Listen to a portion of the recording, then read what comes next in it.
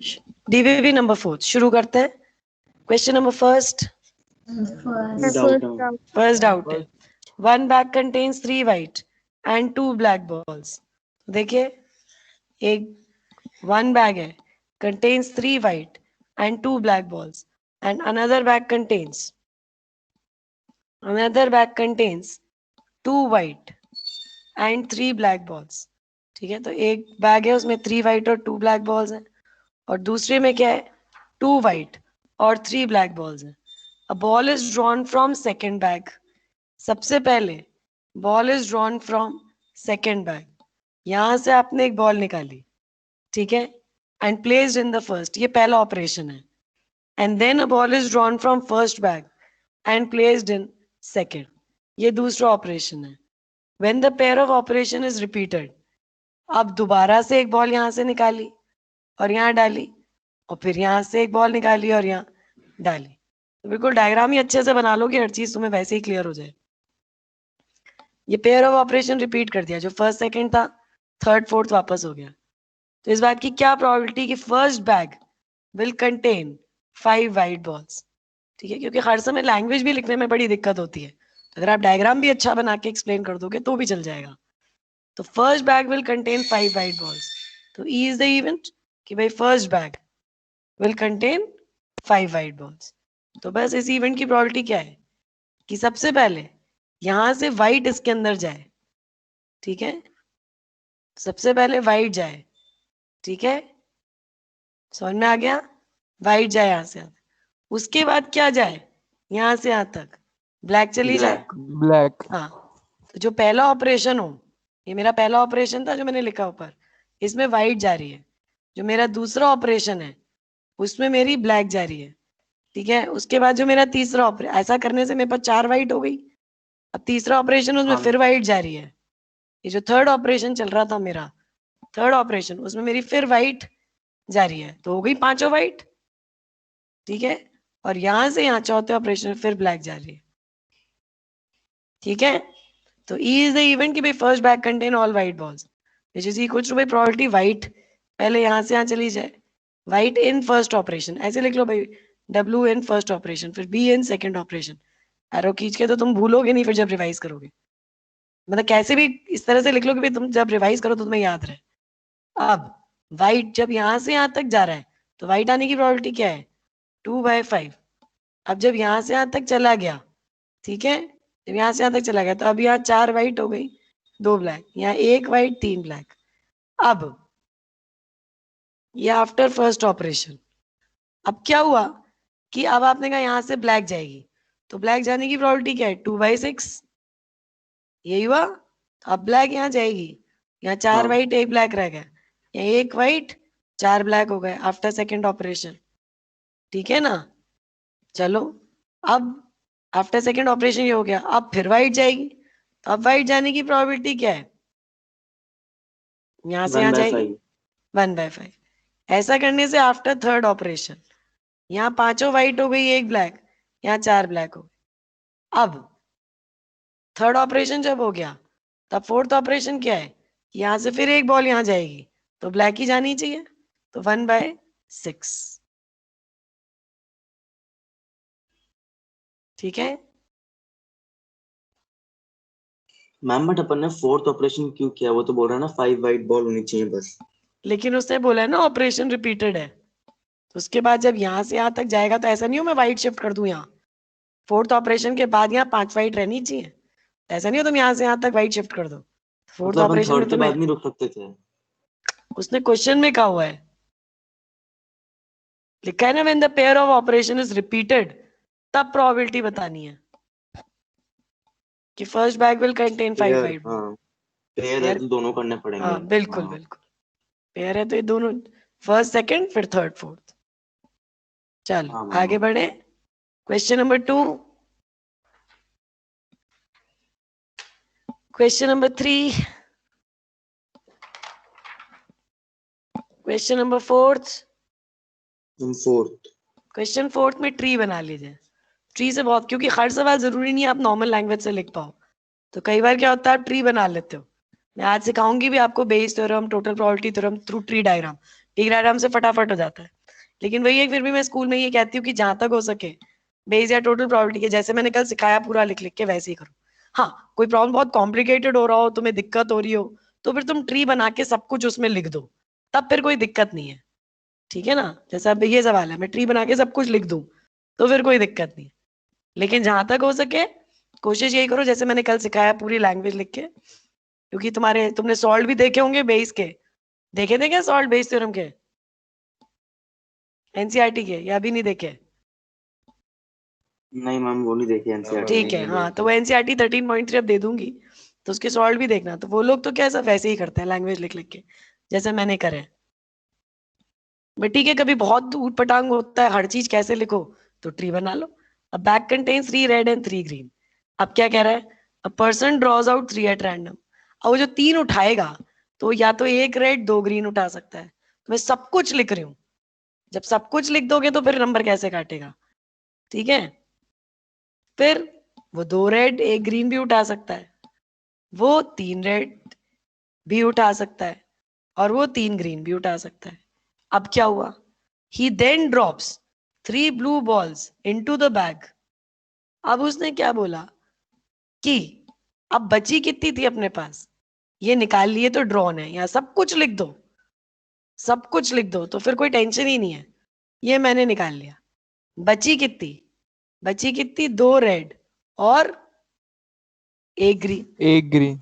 है ना? तो 2 रेड 1 ग्रीन ये बची है, तो उसमें लेफ्ट में ऐड भी कर दी अपन ने, एडेड। तो लेफ्ट में क्या ऐड करी अपन ने, 3 ब्लू बॉल। 3 ब्लू। ठीक है, ऐसे ही यहाँ लेफ्ट प्लस एडेड, लेफ्ट क्या थी 1 रेड 2 ग्रीन, ये मेरी बच गई थी, मैंने इसमें 3 ब्लू ऐड कर दी, यहाँ मेरी क्या बच गई थी 3 3 ग्रीन। ग्रीन। 3 ग्रीन, तो मैंने जोड़ क्या दी 3 ब्लू। 3 ब्लू। हाँ, ये लेफ्ट थी और ये मैंने इसमें ऐड कर दी। ठीक है, और ये मैंने क्या किया 3 ग्रीन, तो बची कितनी थी 3 3 रेड। Red, red. तो उसमें मैंने ऐड क्या कर दी 3 ब्लू। ठीक है, कर दी। ये मेरा पूरा एक्सपेरिमेंट हो, मैंने यस सब मैम। कुछ लिख दिया, मतलब ट्री जरूर है लेकिन मैंने लिख सब कुछ दिया। ठीक है ना, अब क्योंकि होता है कई बार अब कितनी लैंग्वेज लिखो, हर चीज पॉसिबल ही नहीं होता है, तो वही ठीक है। बट वही है, स्कूल में तो मैं ये बोलती हूँ भाई बहुत दिक्कत है तब तो बना लो और कर लो, क्योंकि ट्री तो मुझे बहुत कन्वीनियंट लगता है, बट अदरवाइज जैसे मैंने सिखाया लैंग्वेज लिख के वहां वैसे ही करके आना। बाकी बोर्ड में भी बहुत लीनियंट चेकिंग करते हैं, ऐसा नहीं करते हैं। The chance that the 3 letter, अब क्या कह रहे हो कि 3 बॉल आप ड्रॉ कर रहे हो, ठीक है ना, तो उसने यही कहा ही देन ड्रॉप्स 3 ब्लू बॉल्स। अब the chance that 3 balls drawn are of different colour. अब आपने 3 बॉल्स ड्रॉ करी है, ठीक है, अब आपने इसमें से 3 बॉल्स ड्रॉ करी है, ठीक है, लेकिन वो ये कह रहा है 3 balls drawn are of different colour, different colour, different colour, different colour, different colour. ठीक है, तो अब जो 3 बॉल निकलेंगी वो तीनों क्या होनी चाहिए, डिफरेंट कलर की होनी चाहिए। ठीक है, तो बस इस केस में तो पॉसिबल ही नहीं है, 3 balls drawn are of different color, not possible, 3 balls drawn are of different color, not possible। बात समझ में आ रही है? Yes ma'am. हाँ मैम। कि यहाँ से आप कह रहे हो साहब मैंने 3 balls निकाली, वो तो पॉसिबल ही नहीं है, कि आप कैसे निकालोगे? बस, तो बस 3 later balls drawn are of different, E is the event, कि भाई 3 later balls are drawn of different color। अपन को इस बात की प्रोबेबिलिटी निकालनी, तो बस इस बात की प्रोबेबिलिटी क्या हो गई कि भाई मैंने पहले क्या निकाली, बस इन्हीं दोनों से आएगा आंसर। मैंने पहले 1 रेड और 2 ग्रीन निकाली, ठीक है, तो पहले 1 रेड और 2 ग्रीन निकाली, तो इस बात की प्रोबेबिलिटी क्या है 1 रेड 2 ग्रीन। गिवन कि ये इवेंट हो गया, तो अब जब ये इवेंट हो गया तो अब ये बच गया, अब तो ये इवेंट आ गया। अब मैंने इसमें से क्या किया भाई, सबसे पहले मैंने इसमें से ड्रॉ करी, तो 1 रेड 2 ग्रीन आने की प्रोबेबिलिटी है, ठीक है। अब मैंने इसमें जो बची हुई थी इसमें ये और जोड़ दी। अब इसमें से मेरे को तीनों बॉल निकालनी है ऑफ डिफरेंट कलर, तो कैसे निकालूं, 2C1 1C1 3C1, और नीचे कितनी है 6C3, ठीक है ना, प्लस वो तो इंटू 2 कर लो, इसमें भी यही आएगा, कि आपने यहाँ से 2 रेड 1 ग्रीन निकाल ली, ठीक है, इनटू गिवन की इवेंट हो गया, तो अब 1 रेड 2 ग्रीन और 3 ब्लू में से एक एक निकाल लो, 1C1 2C1 3C1 6C3, और ये तो पॉसिबल ही नहीं है केस, इसमें से 3 balls are of different colour. हाँ मैम।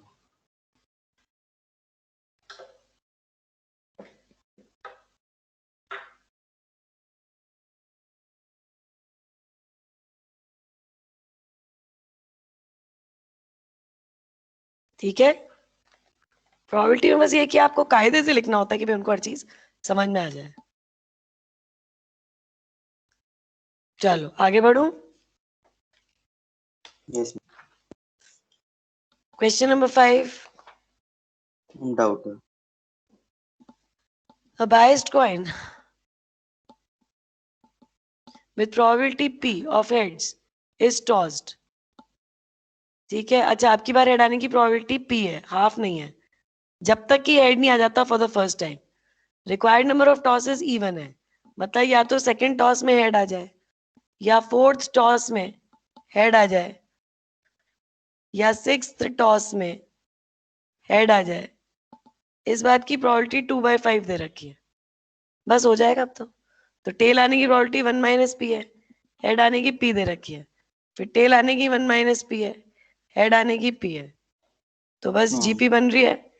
तो A/1 - R रेशियो कितना है, 1 - P का होल स्क्वायर, निकाल लोगे P। हाँ मैम, मैम क्वेश्चन नहीं समझ पाया था मैं ढंग से। ठीक है, ठीक है, सबको समझ में आ गया।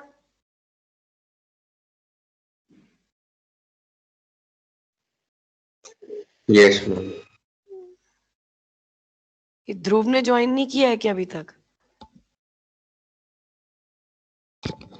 निशु, ध्रुव लिखो, पीबीसी पे मैसेज डालना 12th न्यू न्यूक्लियस पे, ध्रुव ज्वाइन द क्लास। ध्रुव ने नहीं किया है join. Question number 6, I'm 6 6. Doubt, हाँ 2, ये भी अच्छा क्वेश्चन है। 2 नंबर्स, तो देखिए 2 numbers A and B are selected from the set of natural numbers, तो ठीक है, इस बात की क्या प्रोबेबिलिटी है कि A² + B² is divisible by 5।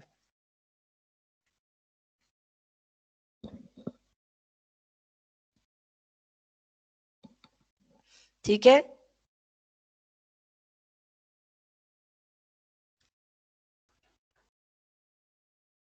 तो probability that A² + B² is divisible by 5।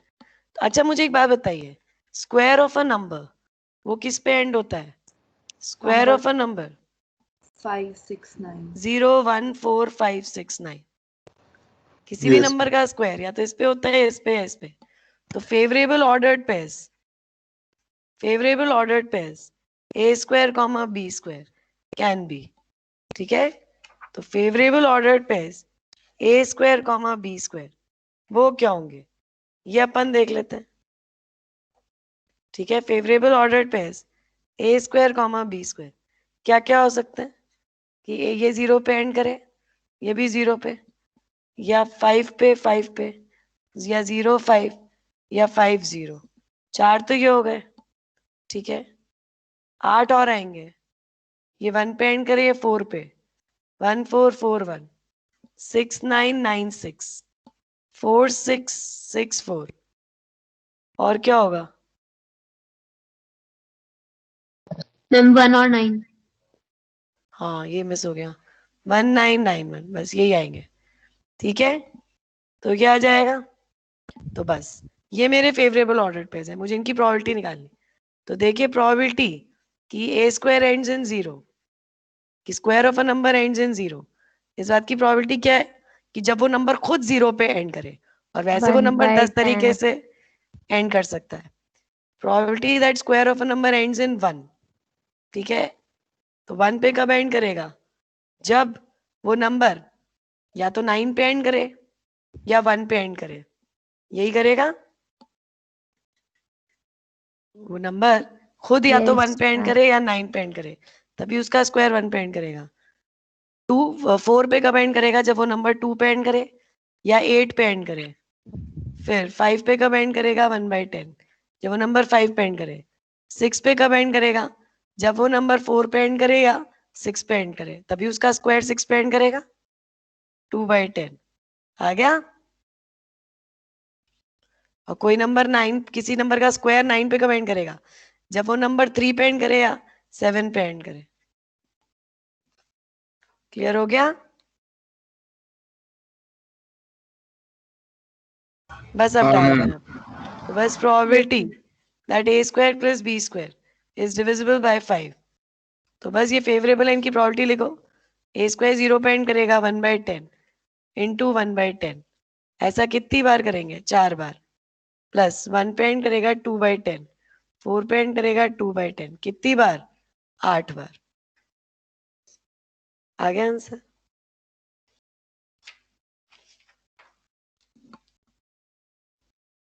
थोड़ा डिफरेंट, अच्छा सवाल था। मैम 7th भी डाउट है मेरा। हाँ कोई बात नहीं, 7th 10th ये सब टोटल प्रोबेबिलिटी के ऊपर है। इस वाले डीबी में टोटल प्रोबेबिलिटी में क्वेश्चन मिलेंगे आपको, जो बेस का डिनोमिनेटर था उसके ऊपर मिलेंगे, और अगले डीबीबी से फिर बेस चालू हो जाएगा। डीबीबी 5 में फिर बेस मिलना भी शुरू हो जाता है, बेस के क्वेश्चन भी आने शुरू हो जाते हैं।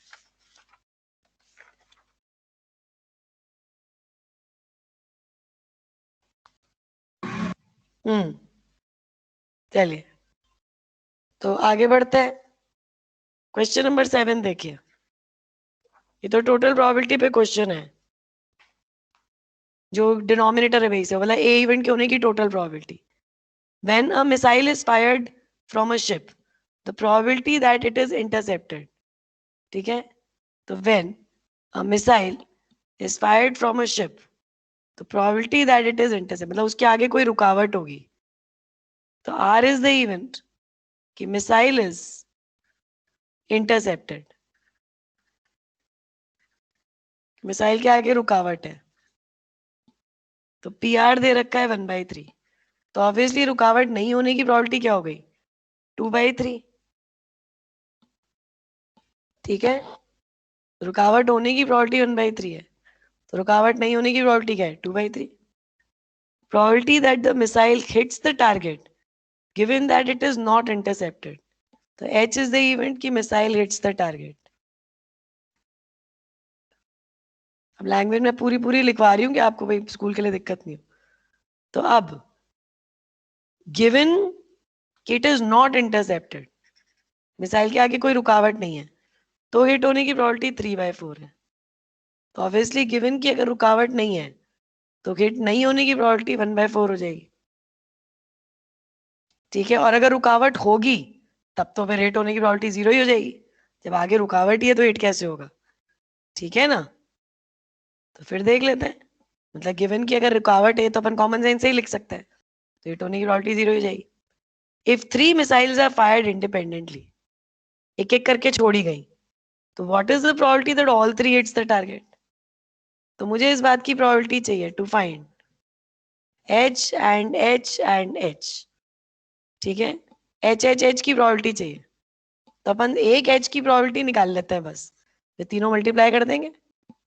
तो मिसाइल का हिट होना, मुझे बस इस बात की प्रोबेबिलिटी चाहिए, ठीक है, ये मुझे निकालना है, तो मैं मिसाइल के हिट होने की प्रोबेबिलिटी निकाल लेती हूँ। ये दो बातों के साथ एसोसिएटेड है, या तो रुकावट है या रुकावट नहीं है।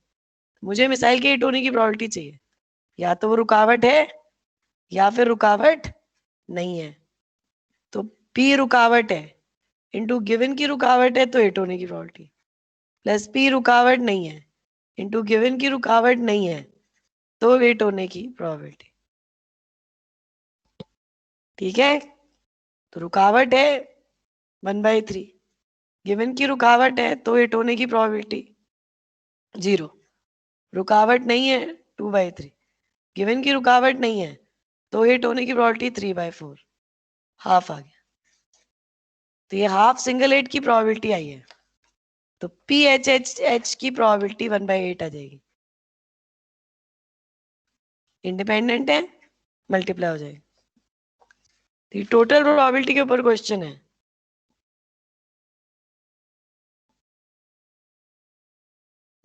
ठीक है मैम। ठीक है, समझ में आ गया? हाँ मैम। ठीक है।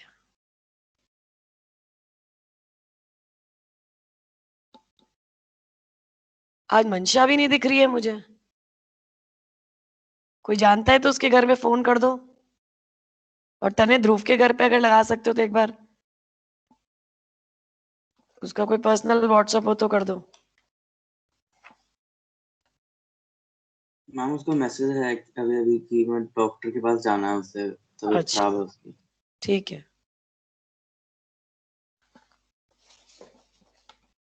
चलिए नेक्स्ट क्वेश्चन।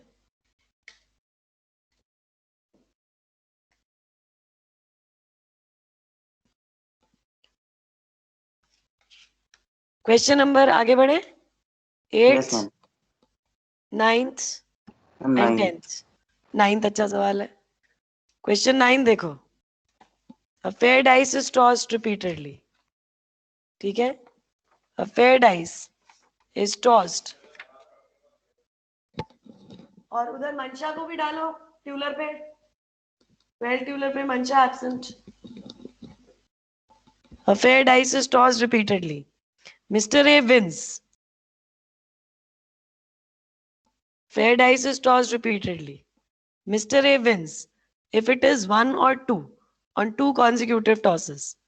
अपन ऐसे इवेंट कह देते हैं कि जब 1 या 2 दो कॉन्जिक्यूटिव टॉसेस पर आ जाए, मतलब ऐसे इवेंट अपन ये कह देते हैं 1 या 2 आने को। ठीक है, तो अगर दो कॉन्जिक्यूटिव टॉस पे मुझे एस मिल जाए, एस मतलब पहले टॉस पे भी 1 या 2 मिल जाए, दूसरे पे भी 1 या 2 मिल जाए, तो ए जीत जाएगा। तो अपन ऐसे इवेंट उसे कह देते हैं 1 और 2 को, गेटिंग 1 और 2 ऑन द टॉस। ठीक है, और दो कॉन्जिक्यूटिव टॉस पे 1 और 2 मिल जाए, मतलब दो कॉन्जिक्यूटिव टॉस पे एस मिल जाए, तो ये जीत जाएगा। और एफ इवेंट अपन कह देते हैं गेटिंग 3 और 4 और 5 और 6।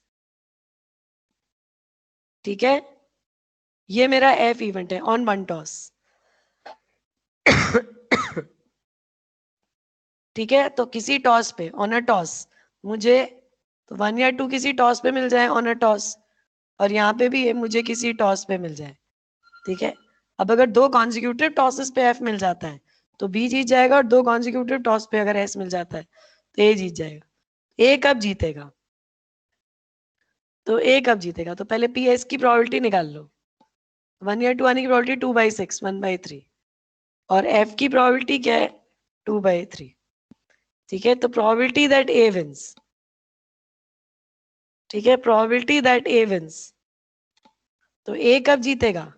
जब उसका दो कॉन्जिक्यूटिव टॉस पे एस आ जाएगा, दो कॉन्जिक्यूटिव टॉस पे एस आ जाए। चलो पहली सीरीज हम एस से शुरू करते हैं, इसमें दो सीरीज बनेंगी। एक सीरीज एस से शुरू करते हैं, एक सीरीज एफ से शुरू करते हैं। तो पहली सीरीज एस से शुरू करते हैं, तो दो कॉन्जिक्यूटिव टॉस पे एस आ जाए, एस एस आ जाए, या फिर एस फिर एफ फिर एस एस आ जाए। दो एफ कॉन्जिक्यूटिव नहीं आ सकते वरना बी जीत जाएगा। समझ में आ गया? या S F S F S S हाँ मैम आ गया समझ। प्लस, या फिर एक और भी सीरीज बन सकती है। जब हमने सीरीज एफ से स्टार्ट करी, एफ के बाद दो कॉन्जिक्यूटिव सक्सेस आ जाए, या फिर एफ एस फिर एफ फिर एस एस। कर लोगे? ये इनफाइनाइट जीपी का मामला आएगा, ये इनफाइनाइट जीपी का मामला है। हाँ ठीक है, तो सीरीज बना लेना 1/9 प्लस ये 1/3 इंटू 2/3 इंटू 1/3 2/3, तो मतलब 4/81। ऐसे ही दूसरी सीरीज भी बना लेना, ए अपॉन 1 माइनस आर, आंसर आ जाएगा। Next question number 10th ma'am 10th। देख लो। इसको ऐसे तो ट्री से भी कर सकते हैं, तो मैं आपको पूरी लैंग्वेज लिख के करा रही हूँ, क्योंकि इनकेस अगर स्कूल में आ जाए तब पूरी लैंग्वेज कैसे लिखोगे। देख लो, बाकी तो मैंने आपसे कही बहुत मजबूरी पड़े नहीं लिख पा रहे हो, बहुत दिक्कत है, तो भाई ट्री बना के हर चीज उस पर लिख दो फिर कर दो, उतना तो हो जाता है कंसिडर। बट वो तो क्या, इनके सॉल्व मैंने देखे थे तो ये लोग सब उसी से कर लेते हैं लैंग्वेज लिख के। So an unbiased dice with number 1 2 3 4 6 8। अच्छा, एक डाइस है, फेयर नहीं है, उसके फेसेस हैं, 1 2 3 4 6 8। तो एक डाइस है, उसके फेसेस हैं 1 2 3 4 6 8। ठीक है, उसको उछाल दिया, मतलब उसमें दो तो ऑड फेसेस हैं और 3 इवन फेसेस हैं, नहीं 4 इवन फेसेस हैं, दो तो ऑड फेसेस हैं। ठीक है, 2 ऑड फेसेस हैं और 4 इवन फेसेस। ठीक है, अब देखो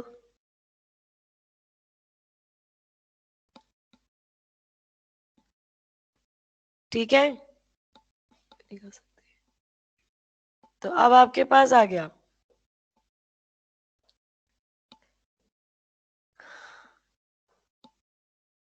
अब उसने कहा कि एक अनबायस्ड डाइस है, इसको रोल कर दिया। After this roll if odd number appear on the top face, अच्छा तो H1 is the event, dice shows up odd। ठीक है, तो H1 is the event, dice shows up odd। H2 is the event, ये event है that dice shows up even। तो PH1 की probability आ गई 2/6, 1/3, और इसकी 4/6, 2/3। ठीक है, फेसेस मैंने लिख दिए भाई, मेरे ये फेसेस हैं, और ये मैंने लिख दिया, फेसेस तो मैंने ये लिख दिए, और ये मैंने लिख दिया कि H1 shows up odd and H2 is even, dice shows up, मतलब dice shows up even। तो PH2 की प्रोबेबिलिटी 2/3 हो गई, PH2 2/3 हो गई। अच्छा, अब क्या कह रहा है, उसने कहा अगर ऑड नंबर आया तो फिर मैं क्या करूंगी, सारे ऑड नंबर डबल कर दूंगी, और अगर इवन नंबर आया तो मैं सारे इवन नंबर आधे कर दूंगी। अगर मान लो मैंने डाइस उछाली और मेरा ऑड नंबर आया 1, तो मैं जितने भी ऑड नंबर है उनको डबल कर दूंगी, ये 2 हो जाएगा और ये 6 हो जाएगा। 6 हो जाएगा। All odd numbers are doubled. और अगर इवन नंबर आया तो जितने इवन नंबर्स हैं वो सब आधे हो जाएंगे। ठीक है, what is the probability that phase 2 appears. अब उसके बाद डाइस आपने दोबारा उछाली, ऐसा करने के बाद, तो what is the probability face 2 appears on the second roll. A is the event, अब इस इवेंट की प्रोबेबिलिटी चाहिए, सेकंड रोल शोज फेज 2। अब सेकंड रोल का फेज 2 शो करना दो बातों के साथ एसोसिएटेड है, या तो जब पहली बार आपने डाइस उछाला ऑड आ गया, या दूसरी बार आपने डाइस उछाला इवन आ गया। ठीक है, तो आपने लिखा कि अगर H1 अकर करेगा, अगर H1 इवेंट अकर करेगा, then faces become 2 2 6 4 6 8, 2 2 6 4 6 8। और अगर H2 अकर करेगा, then faces become आधे हो जाएंगे सारे जितने भी इवन वाले। हाँ। ठीक है, अब मुझे ए इवेंट की प्रोबेबिलिटी चाहिए। पूरा लिखने का तरीका सीख रहे हैं, कैसे लिख रहे हैं? ठीक है ना? हाँ, मतलब PA is equals to PA and H1 plus PA and H2। वे सेकेंड रोल आए, ये दो बातों के साथ एसोसिएटेड है, या तो फर्स्ट रोल पे ये है या फर्स्ट रोल पे ये है।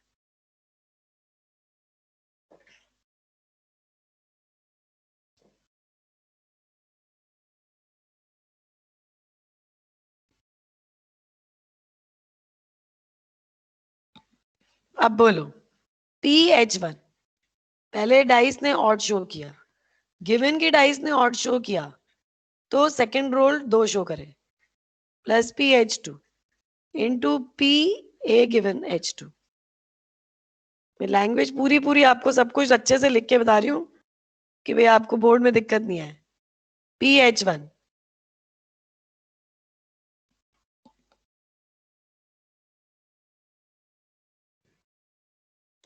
बोलो, H1 की प्रोबेबिलिटी क्या है? 1/3। 1/3। गिवन की H1 इवेंट हो गया, तो अब फेसेस ये बन गए। अब जब ये फेसेस बन गए तो 2 आने की प्रोबेबिलिटी क्या है? सेकेंड रो शोज 2/6 प्लस, ठीक है, PH2। H2 इवेंट होने की प्रोबेबिलिटी क्या है? 2/3। अगर H2 होता है तो फेसेस ये बन जाते हैं। अब 2 होने की प्रोबेबिलिटी क्या है? 1/6। अब तो आधे हो गए फेस। 1/6. Yes, ma'am. बस आ गया आंसर। 4/18। प्रोबेबिलिटी में ना मैं बहुत कायदे से एक एक चीज, क्योंकि इसमें ये लिखने का ही चैप्टर है एक्चुअली, करें क्या, बाकी तो पूरी मैथमेटिक्स होती है, इसमें क्या है थोड़ा लिखना पड़ता है।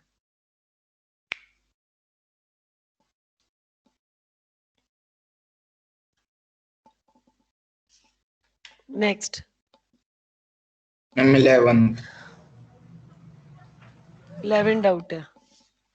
11 देखें तो डीबी में एक्चुअली बहुत टाइम लग जाता है ना।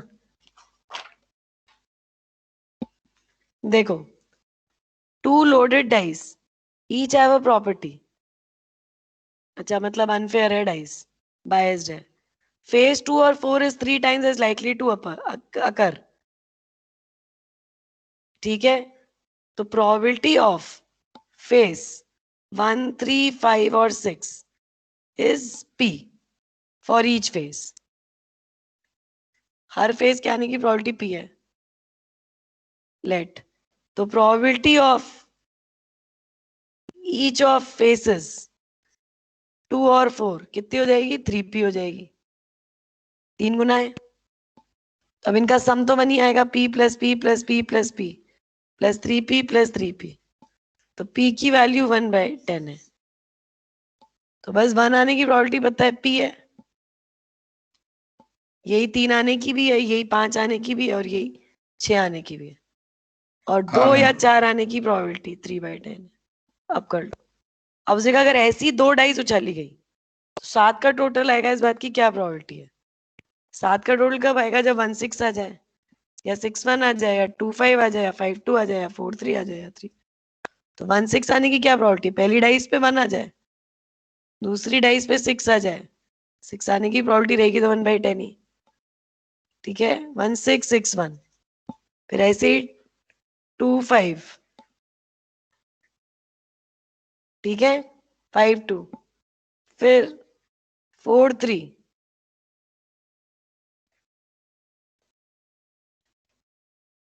ठीक है। हो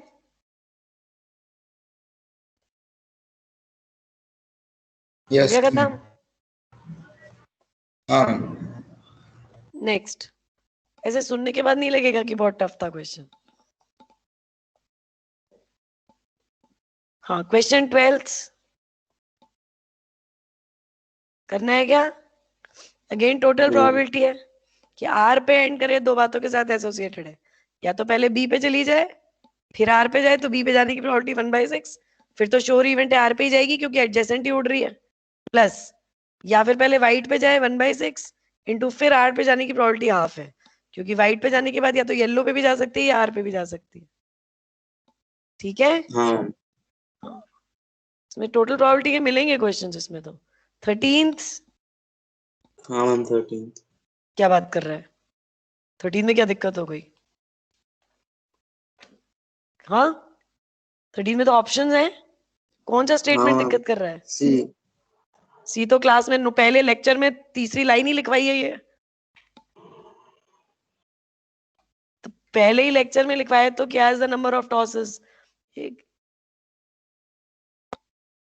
as the number of tosses increases, उसने बोला as long run of heads will be balanced by the corresponding run of tales.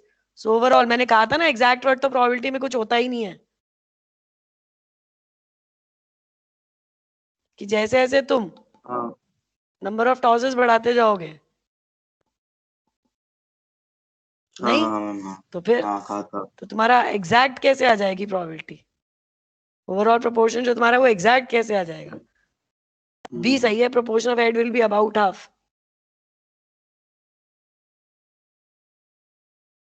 ठीक है, ठीक है हाँ।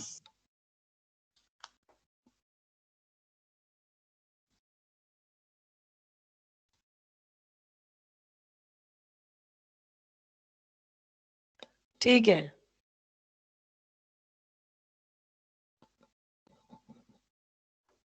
Next question number 14। उसके बाद क्वेश्चन नंबर 15। मैम इसमें स्टेटमेंट 1 गलत क्यों है? दोनों इक्वी मतलब नहीं है, नहीं है। देखो, इंडिया के जीतने की प्रोबेबिलिटी 3/4 आती है, ऑस्ट्रेलिया की 1/4 आती है। In a one day test match between India and Australia, वो तब तक फेयर कॉइन चलता जा रहा है जब तक umpire continues tossing a fair coin until 2 consecutive throws either HT or TT are obtained for the first time। जैसे ही H और T आ गया उसका, बस वो वहीं सिक्का उछालना बंद कर देगा और उस केस में इंडिया जीत जाएगा। और अगर उसने TT उछाला, मतलब T के बाद उसका T आ गया, तो ऑस्ट्रेलिया जीत जाएगा। तो इंडिया के जीतने की क्या प्रोबेबिलिटी है? ठीक है, तो देख लीजिए इंडिया के जीतने की क्या प्रोबेबिलिटी है। तो इंडिया कब जीतेगा? जब एच और टी है।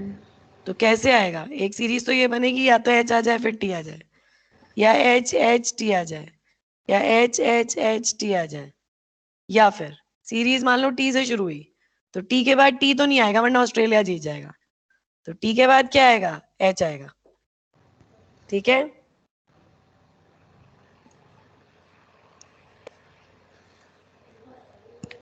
तो अब बोलिए, तो T के बाद H आएगा, ये कि 4 इवेंट्स होंगे टी तो एच। THT, या फिर T के बाद फिर HT। T के बाद T नहीं ला सकते, तो एक सीरीज H से स्टार्ट की, एक सीरीज T कर लोगे। अब सॉल्व कर लेना, infinite GP, infinite GP.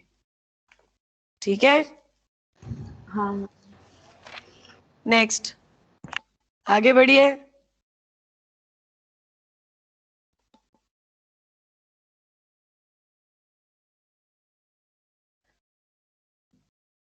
Ma'am 16 का option A.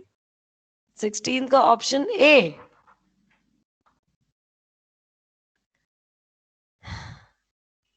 Three coins are tossed once.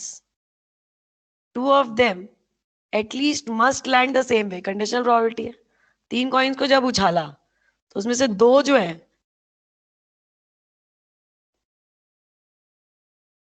3 में से नो मैटर, एक मिनट, वो ये कह रहा है 3 कॉइन्स को उछाला, 2 सेम वे में लैंड करने चाहिए, मतलब HH या TT। No matter what they land H और T, third coin is equally likely to land either the same way और ऑपोजिटली। थर्ड कॉइन तो कुछ भी हो सकता है, तो उसी की तरह कर जाए।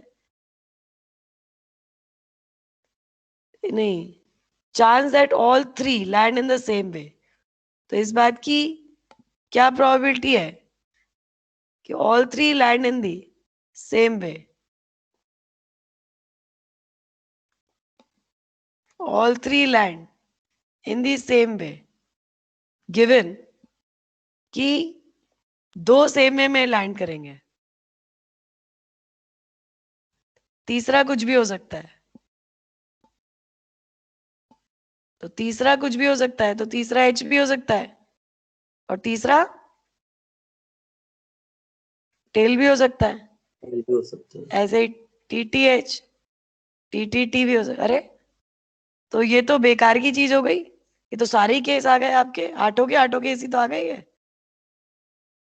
ये तो आठों के केस आ गए, HH TTT HHT। इसको तो घुमा दो 3 तरीके से, इसको भी घुमा दो 3 तरीके से। तो ये तो बेवकूफ बना रहा है आपको, ये तो पूरे आठों केस लिख दिए उसने।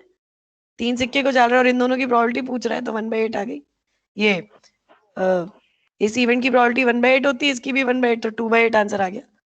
कंडीशनल की जरूरत ही नहीं पड़ी इसमें, तो ये तो पूरी सैंपल स्पेस ही लिख दी उसने। हाँ तो ये तो पूरी सैंपल स्पेस ही लिख दी उसने। तो पी दिस इंटरसेक्शन दिस, तो पी दिस ही हो गया अपॉन पी दिस। इसकी प्रोबेबिलिटी तो 1 ही है, तो श्योर इवेंट है। ये तो पूरे आठों के केस आ गए 8/8। तो इसकी प्रोबेबिलिटी तो 2/8 है। तो बेवकूफी बना रहा बनना। Next B part. B part मैंने तो ट्री बना के किया था, बाकी आप वैसे कैसे भी सोच सकते हो। यस मैम, हो गया था। ठीक है, नेक्स्ट क्वेश्चन 17th, मैम हो गया 18th। मैम 18th डाउट है 18 टोटल प्रोबेबिलिटी का सवाल है, देख लो।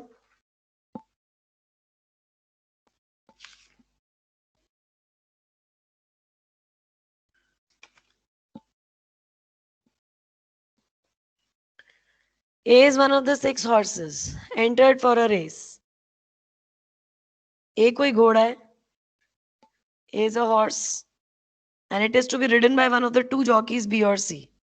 ठीक है, तो it is to be ridden, तो B और C 2 jockeys हैं। ठीक है, मुझे घोड़े के जीतने की प्रोबेबिलिटी चाहिए। ऑड्स वॉड्स तो मैं निकाल लूंगी बाद में। H is the event, horse A wins the race। मुझे घोड़े के जीतने की प्रोबेबिलिटी चाहिए, तो H is the event that horse A wins the race। ठीक है, अब उसने क्या है, it is 2:1 that B rides A। even is the event कि B A की सवारी करता है, B rides A। ठीक है, तो even is the event that B rides A। E2 is the event that C rides A। तो P even कितना हो गया 2/3, P2 कितना हो गया 1/3। तो even is the event that B rides A। ठीक है, E2 is the event that C rides A। दे रखा है। अब उसने क्या बोला, जब बी ए की सवारी करता है उस केस में सारे घोड़ों के जीतने की प्रोबेबिलिटी बराबर है। तो जब बी ए की सवारी करता है गिवन E1, उस वक्त घोड़े ए के जीतने की प्रोबेबिलिटी 1/6 है। 6 घोड़े रेस में हिस्सा ले रहे हैं, सबके जीतने की प्रोबेबिलिटी बराबर है।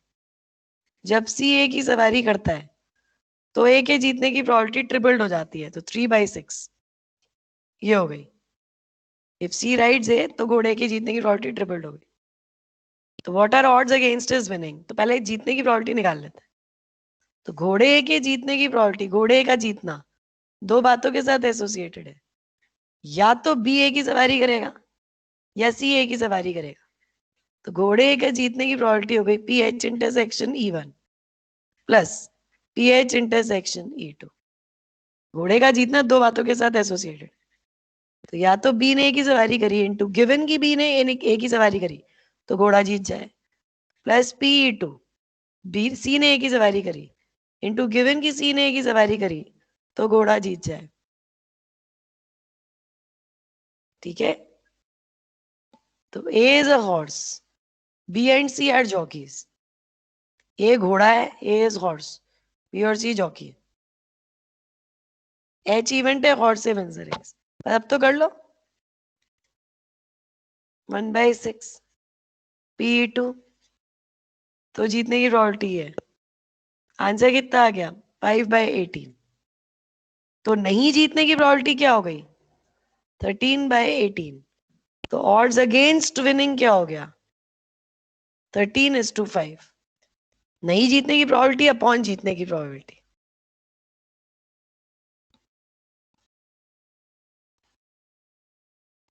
यस मैम ठीक है, नेक्स्ट 19 डाउट है। 19 एनसीआरपी रेश पर आर क्यू रेश पर n - r के ऊपर है। देखो हाँ मैम, वो लगाया था पर आया नहीं। कोई बात नहीं, देखो चलिए, ये डीवीबीस भी थोड़े बड़े बड़े हैं, 19 20 सवाल है, पर कोई बात नहीं। अब थोड़ी फील आ गई प्रोबेबिलिटी में सबको। हाँ very ma'am. Very good. Yes ma'am. चलो Yes, चाइल्ड, यस मैम। चलो आगे बढ़ते हैं। Child flip 7 fair coins. ठीक है, तो वो ये कह रहा है कि a child flips 7 fair coins. ठीक है, there are relatively prime positive integer. अच्छा ये तो बेकार की बात है, मुझे ये बताना है probability that at least 2 head occur, probability की कम से कम 2 हेड अकर करेंगे। कितनी बार उछाल रहे हो? 7 बार। गिवन है कि एटलीस्ट 3 टेल अकर। तो जरा देखना नीचे तो आ जाएगा 3 टेल अकर करने की क्या प्रोबेबिलिटी है? नीचे सैंपल स्पेस में P this intersection this upon P this, है ना? तो 3 टेल अकर करने की प्रोबेबिलिटी क्या है बताओगे? कम से कम 3 टेल। 7 में से 3 टेल अकर करें, है ना, इंटू 1/2 रेश पास 7, ये तो कट जाएगा नीचे से। 1/2 रेश पास 7 तो कट ही जाएगा। प्लस 7 में से 4 टेल अगर करें, 5 टेल अगर करें, 6 टेल अगर करें, 7 टेल अगर करें, ये 1/2 रेश पास 7, ये तो क्या ऊपर नीचे से कट जाएगा। ठीक है, अब ऊपर क्या चाहते हो इन दोनों का इंटरसेक्शन, कि 2 हेड भी कम से कम होने चाहिए और कम से कम 3 टेल भी होने चाहिए। तो ले लेते हैं कम से कम 3 टेल, 2 हेड भी होने चाहिए, एटलीस्ट 2 हेड्स। तो एटलीस्ट 2 हेड्स तो 2 हेड और 5 टेल, यही हो गया, इंटू 1/2 रेश पास 7 में तो कट जाएगा। प्लस 3 हेड 4 टेल, तो 3 हेड 7c3 4 टेल, और 4 हेड 3 टेल, है ना? इससे ज्यादा तो जा नहीं सकते, हाँ मैम। क्योंकि कम से कम 2 हेड चाहिए थे और कम से कम 3 टेल भी चाहिए थे। खत्म हो गया। 1/2 रेश पास हाँ 7 वो मैंने केवल 2 हेड और 3 टेल के निकाल लिए, एटलीस्ट लिखा था एटलीस्ट। उसमें। हाँ हाँ कोई नहीं, ऐसे ही सीखोगे। ठीक है।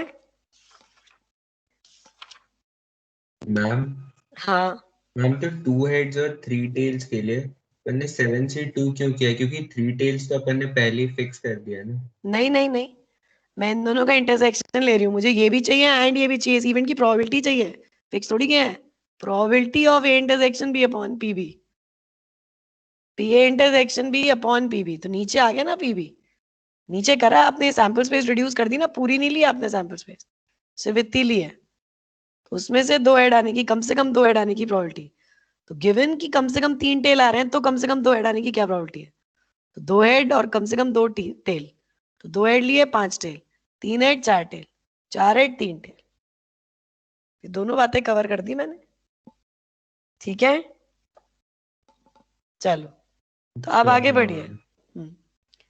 तो अब आगे बढ़िए, तो मैं बेस थ्योरम की बात कर रही थी कल, तो बेस थ्योरम में मैं और 1-2 क्वेश्चन करा दूं, फिर ट्री डायग्राम से भी बता देती हूँ। बाकी कोशिश आप ऐसी करो कि लैंग्वेज लिख के एक देखो,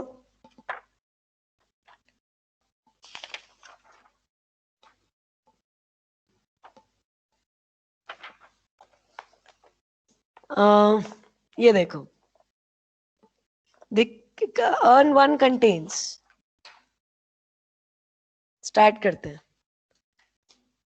तो देखिए, तो नेक्स्ट क्वेश्चन है बेस थ्योरम पे, earn one contains 4 white 5 black balls, earn 2 contains 3 white and 6 black balls, earn 1 contains 4 white 5 black balls, earn 2 contains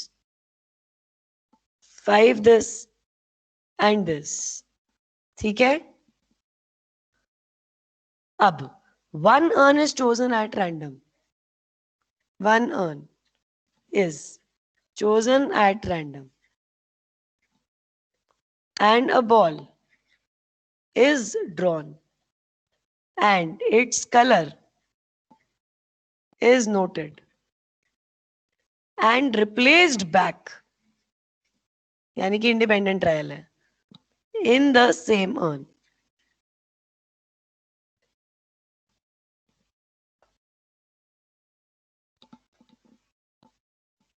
ठीक है,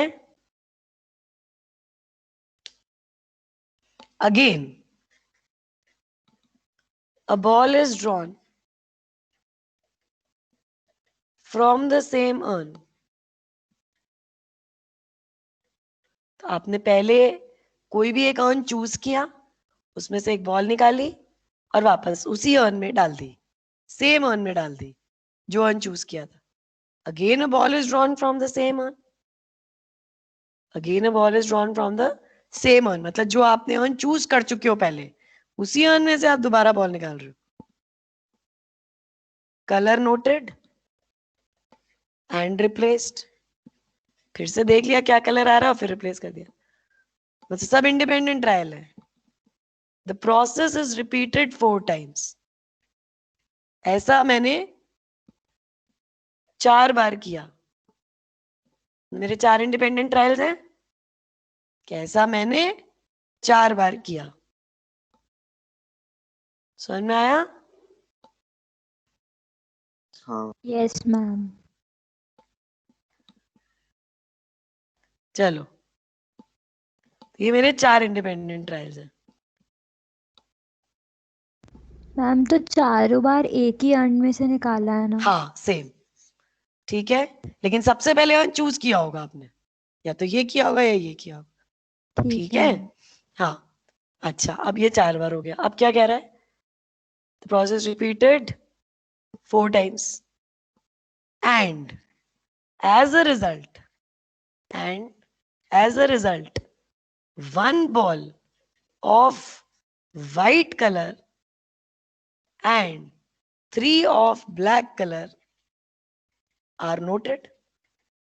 तो मैंने नोट किया कि मैंने एक बॉल तो व्हाइट कलर की और 3 ब्लैक कलर की बॉल मेरे नोट उसमें आई होगी, ऑब्जर्वेशन में आई मेरे. इन 4 बार में कभी भी एक व्हाइट आई होगी और 3 ब्लैक आई होगी. तो ये गिवन इवेंट हो गया. एज अ रिजल्ट मुझे ये चीज मिली, ये मैंने नोट किया. ठीक है. अब पूछ रहा है what is the probability that कि चोजन अर्न was first.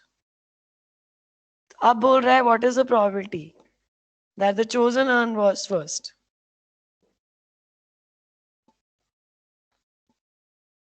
ठीक है, what is the probability that the chosen urn was first. अच्छा सवाल है. लैंग्वेज लिखते हैं. A is the event what we have. 4 balls are drawn. 4 balls are drawn with replacement and found to be 1 white and 3 black. 4 balls are drawn with replacement and 1 white and 3 black color is noted. ऐसे लिख लो जैसे तुम्हें अंग्रेजी बनानी हो, वो कोई दिक्कत नहीं है. ठीक है. चलो, अब B1 is the event what we want. What we want? Chosen urn was first urn. It is urn first. PB1 की प्रोबेबिलिटी हाफ ही होगी, क्योंकि या तो अर्न 1 चूज करोगे, अर्न 2 चूज करोगे. It is earn 2.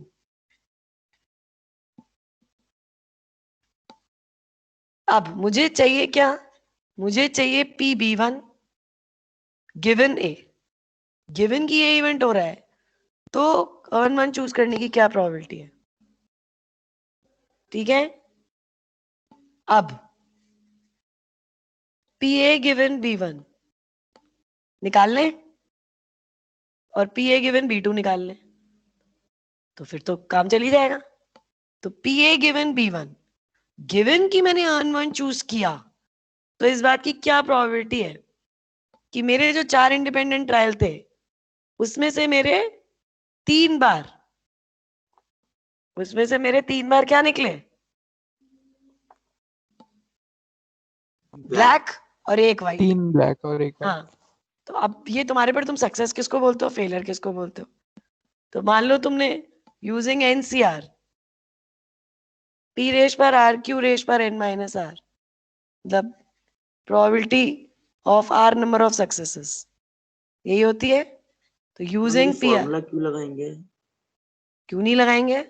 क्योंकि आप N में से आप 4 बार उठा रहे हो.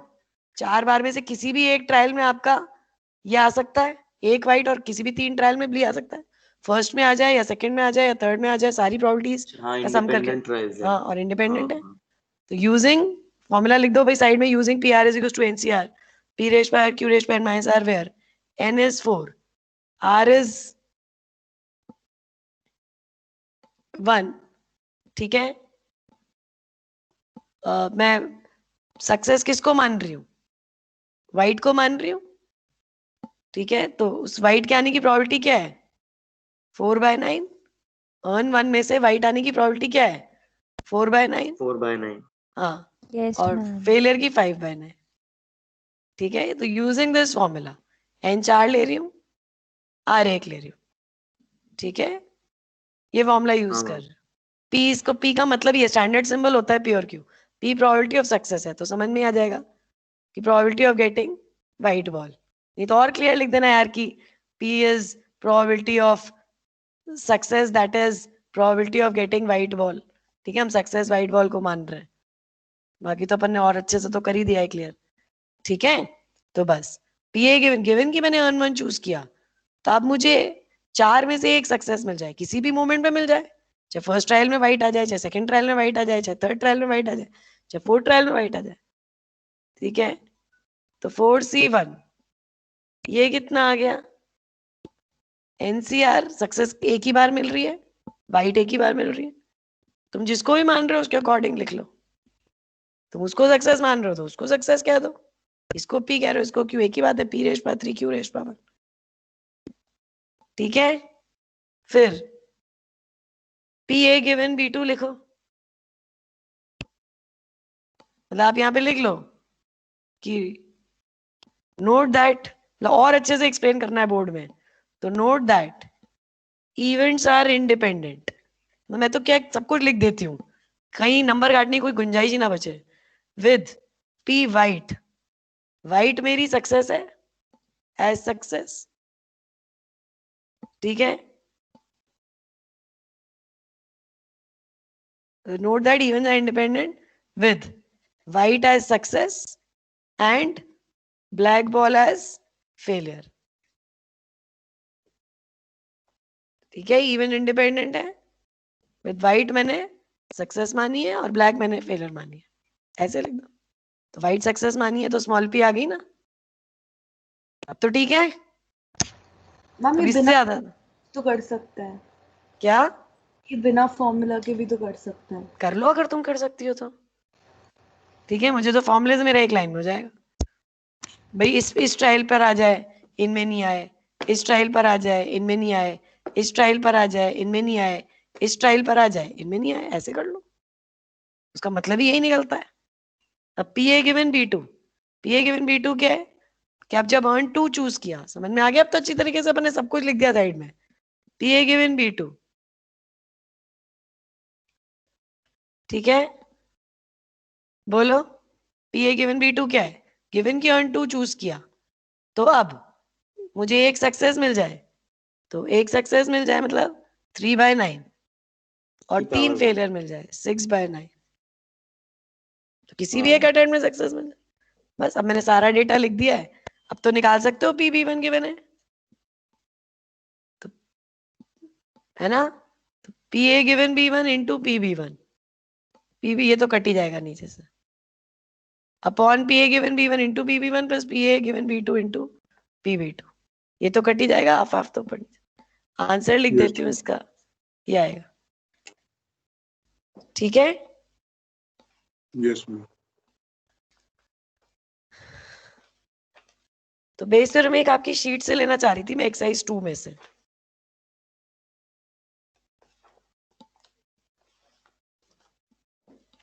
तो एक्सरसाइज 2 में से देख लेते हैं, फिर मैं ट्री डायग्राम से भी करा देती हूँ कि ट्री बना के बेस और टोटल प्रोबेबिलिटी के क्वेश्चन क्या है ट्री से भी हो जाता है। बट फिर भी मैं तो यही रेकमेंड करती हूँ कि भाई पूरा तरीके से स्कूल में करके आओ।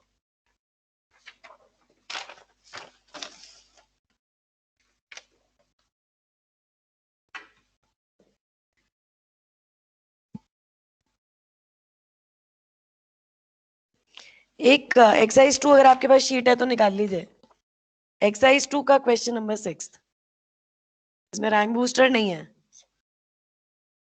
इसमें तो दोनों ही एक्सरसाइज बढ़िया है, मतलब एक्सरसाइज 1 में और एक्सरसाइज 1 में भी क्या लास्ट में बेस चालू होता है। क्वेश्चन नंबर 25 से बेस थ्योरम के क्वेश्चंस हैं 25 से 30 में, उसमें बीच में एक 27 वाला ट्री डायग्राम के ऊपर है कि ट्री बनाओ खत्म हो जाता है। तो एक्सरसाइज 2 देखिए, इसका क्वेश्चन नंबर 6 ये और देख लीजिए। तो वो ये कह रहा है, खोल लिया सबने क्वेश्चन प्रोबेबिलिटी की शीट? मैम एक मिनट। हाँ, एक्सरसाइज 2 खोल लीजिए, क्वेश्चन नंबर 6।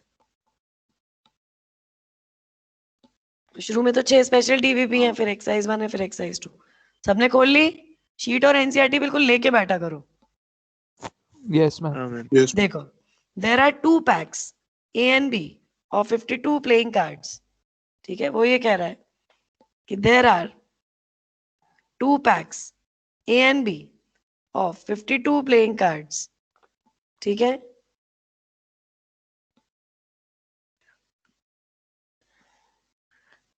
दो पैक्स हैं। अब एक तो पैक ए है और एक पैक बी है। अभी कह रहा all 4 aces from pack A are removed. ठीक है, पैक ए से चारों इक्के टपका दिए, 4 एसेस आर रिमूव्ड। मतलब आपके पास क्या पत्ते बचे 48 कार्ड्स बचे इन 12 डिनोमिनेशंस। इक्के तो हटी गए, 13 डिनोमिनेशन होती है। तो आपके पास क्या बचा? 4 बादशाह, 4 बेगम से लेके 4 दुखी। सबको समझ में आ गया? एक एक लाइन पढ़ के लिखते जा रहे हैं। फिर पैक बी, पैक बी में से क्या किया? एक इक्का, एक बादशाह, एक बेगम और एक गुलाम, ये रिमूव कर दिया। अगर ये रिमूव कर दिया, अब क्या बचा? 3 इक्के, 3 बादशाह, 3 बेगम, 3 गुलाम, ये तो 3-3 बचे।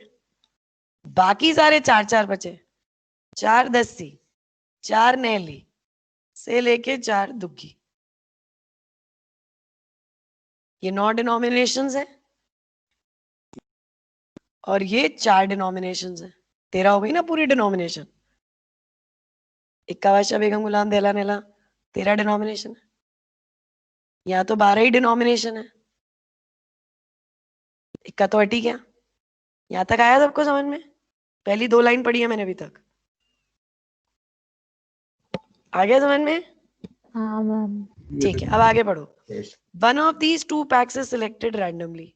कोई एक पैक आपने रैंडमली सिलेक्ट किया। ठीक है, कोई एक पैक अपन ने रैंडमली सिलेक्ट किया and 2 cards are drawn simultaneously from it. कोई एक पैक अपन ने रैंडमली सिलेक्ट किया और 2 पत्ते इसमें से उठा लिए and found to be pair. Pair का मतलब सेम रैंक के होने चाहिए। उसने मेंशन भी कर रखा है, मतलब दोनों नेली हो जाएं, दोनों बादशाह हो जाएं, दोनों बेगम हो जाएं। ठीक है, तो ये इवेंट है। ठीक है, तो A is the event, A is the event कि आपने कोई भी एक पैक में से 2 cards drawn from a pack, किसी भी एक पैक में से आपने 2 पत्ते निकाले and found to be pair. Pair का मतलब दोनों नेली निकली, दोनों दस्सी निकली, दोनों बादशाह निकला। What is the probability that pack A was selected? B1 is the event कि पैक ए सिलेक्ट हुआ, B2 is the event pack B is selected. Question clear हो गया? तो मुझे P B1 गिवन A निकालना है कि गिवन की ये इवेंट हुआ तो पैक ए के, गिवन की ये इवेंट हुआ तो पैक ए के सिलेक्ट होने की क्या प्रोबेबिलिटी?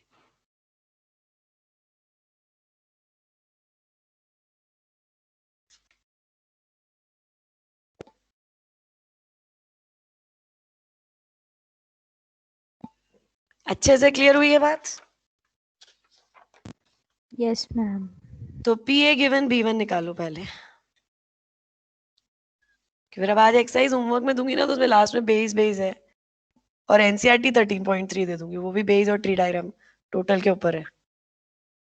तो पी ए गिवन B1, बताओ गिवन की पैके सिलेक्ट हुआ, गिवन की पैके सिलेक्ट हुआ, तो इस बात की क्या प्रोबेबिलिटी है कि मैंने दोनों पत्ते सेम रैंक के निकाले होंगे, दोनों पत्ते सेम रैंक के निकाले होंगे।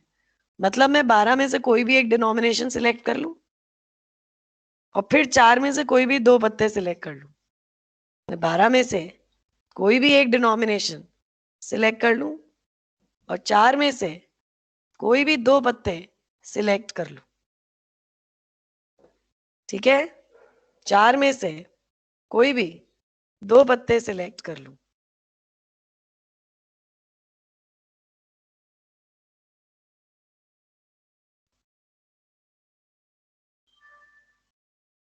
समझ में आ गई बात? हाँ मैम। यस और मैम। नीचे है 48C2, 48 पत्ते हैं मेरे पास टोटल। ऐसे ही PA गिवन B2, तो बेस तो बहुत इजी होता है, मतलब आपको सिर्फ ये पता चलना चाहिए कि यार कोई इवेंट गिवन है।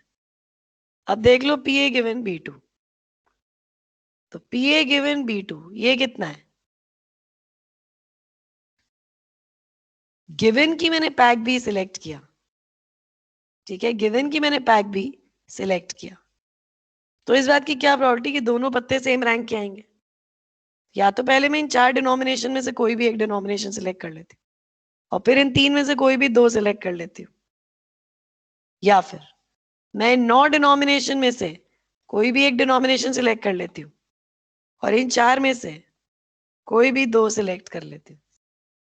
नीचे 48C2, बस अब तो PB1 गिवन आ ही जाएगा। Yes ma'am.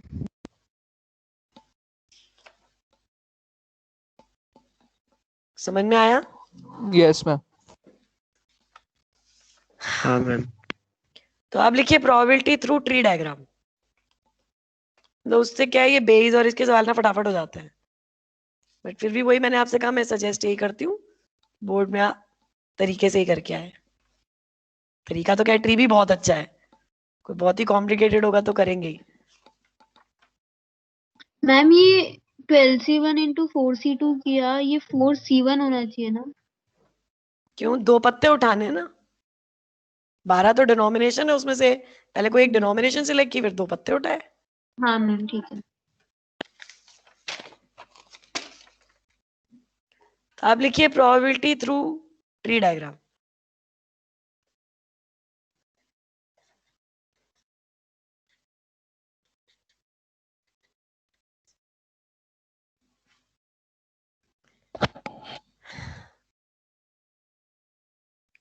ठीक है, चलो सवाल स्टार्ट करते हैं। जैसे मैं ज्यादा सवाल नहीं कराऊंगी इसमें, जैसे एक क्वेश्चन लिखो, इसके 4 पार्ट है, 2 तो बेस के और 2 टोटल प्रोबेबिलिटी के हैं। तो नॉर्मल तरीके से भी कर सकते हैं और ट्री से भी कर सकते हैं। अ box contains 3 coins A, B, C. A box contains 3 coins A, B, C. A is the normal coin.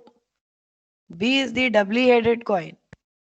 A box contains 3 coins A, B, C. A is a normal coin. B is a doubly headed coin.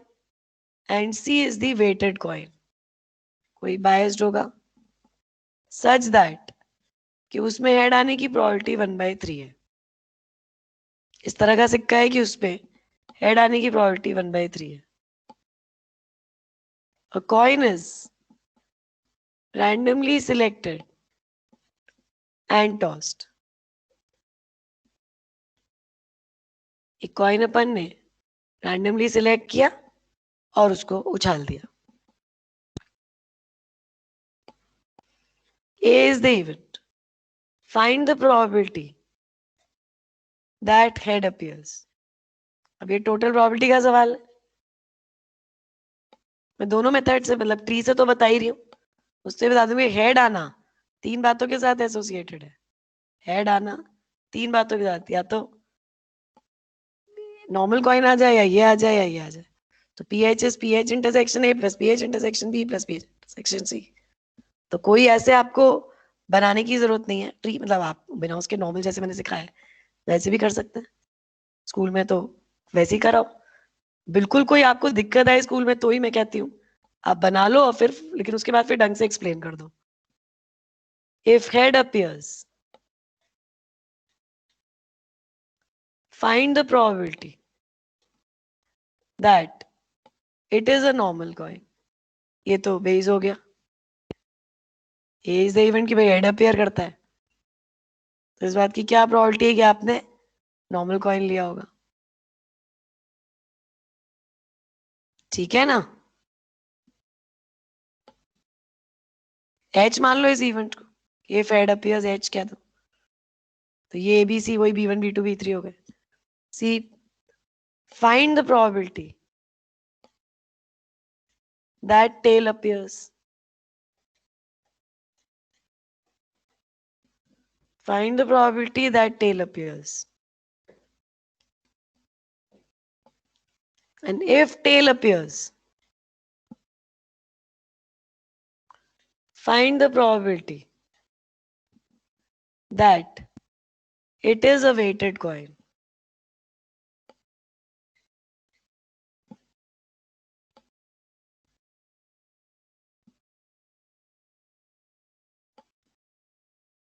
तो यहाँ P A given H निकालना है.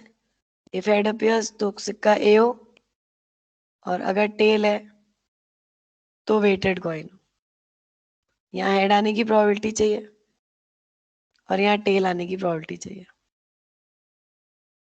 ये चाहिए अपन को.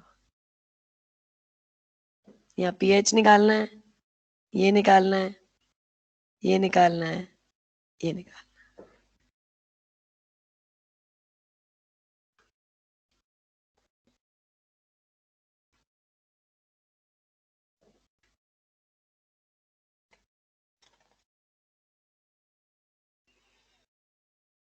I hope this is clear.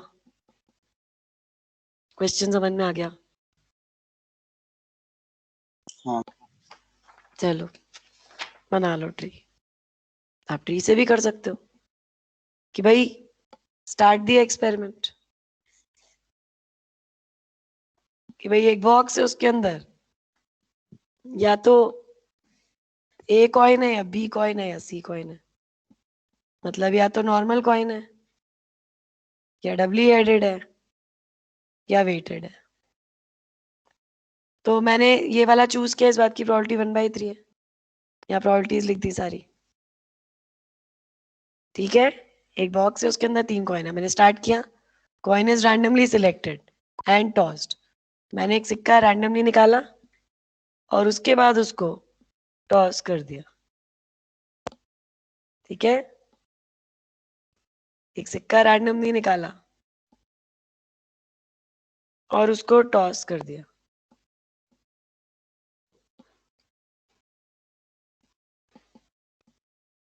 Clear है? Yes ma'am. ठीक है. अब जब टॉस किया तो या तो हेड आएगा या टेल आएगा. आने की हाफ हाफ है. फिर या तो हेड आएगा या टेल, तो टेल तो आ ही नहीं सकता इस केस में. हेड आने की श्योर है. हेड आएगा या टेल. 1/3 2/3.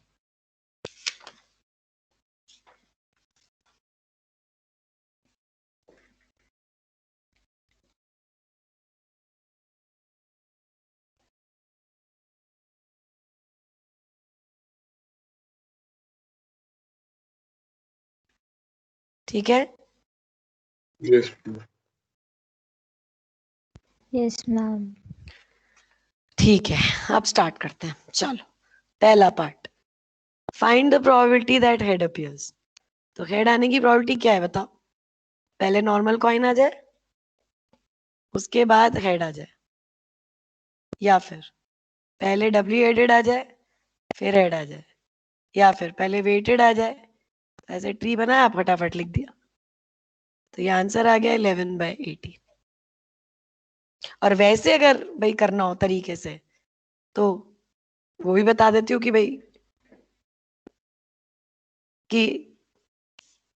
भाई हेड आना 3 बातों के साथ एसोसिएटेड है, या तो A या B या C. आपने निकाला H इज द इवेंट, वो तो इवेंट तो सारे डिफाइन कर लिए. H is the event that head appears A is the event, normal coin is drawn. B is the event, doubly-headed is drawn. C is the event, weighted is drawn.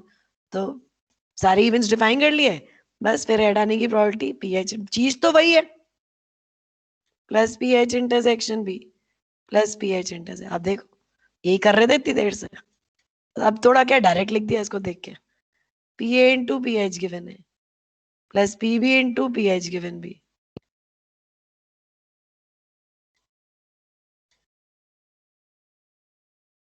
ठीक है, tree बनाने में भी कोई नुकसान नहीं है, आप ट्री बना लो, लेकिन उसके बाद ये डायरेक्ट लिखा है ना, ये डायरेक्ट ना लिख के फिर उसको इस तरीके से लिख दो कि भाई पहले हमने ए लिया, फिर गिवन की ए लिया तो एच आने की प्रोबेबिलिटी. बनाने में कोई नुकसान नहीं है, लेकिन फिर वो करना तो यही है, तो फिर काय को बनाओ जब इतना लिखना ही है तो. और बना लिया तो भी मतलब उसको प्रॉपर वे में लिख कर आओ, डायरेक्ट लिख दो तो पता नहीं कोई आधा नंबर काट ले, एक नंबर काट ले, वो वाली बात है. ठीक है, बाकी जब ये लिखना ही है तो फिर इवेंट्स ही डिफाइन करके कर लो. सबको समझ में आ गया? एच इवेंट डिफाइन कर लो, ए कर लो, बी कर लो, सी कर लो, कर लेंगे, वही चीज आ गई. ए इवेंट का आना 1/3, गिवन की ए इवेंट आए तो ऐड आने की प्रोबेबिलिटी, बस वही सेम चीज आ गई 11. तो मैं अभी तक आपको ऐसे बता रही थी, अभी मैं ट्री से डायरेक्ट बता रही हूँ. वो ट्री से क्या खटाखट हो जाता है बस. और ठीक है, चलो उसके बाद बी पार्ट देखिए. बी पार्ट क्या है? चाहो तो पहले सी पार्ट भी देख लो भाई, टेल आने की प्रोबेबिलिटी. तो टेल आने की प्रोबेबिलिटी वैसे तो 7/18 आ जाएगी. जब ये 11/18 है तो वो क्या आ जाएगी 1 - 11/18. और नहीं तो ट्री से कर लो कि भाई 1/3 into half plus 1/3 into 0 plus 1/3 into 2/3. खत्म, फटाफट हो गया.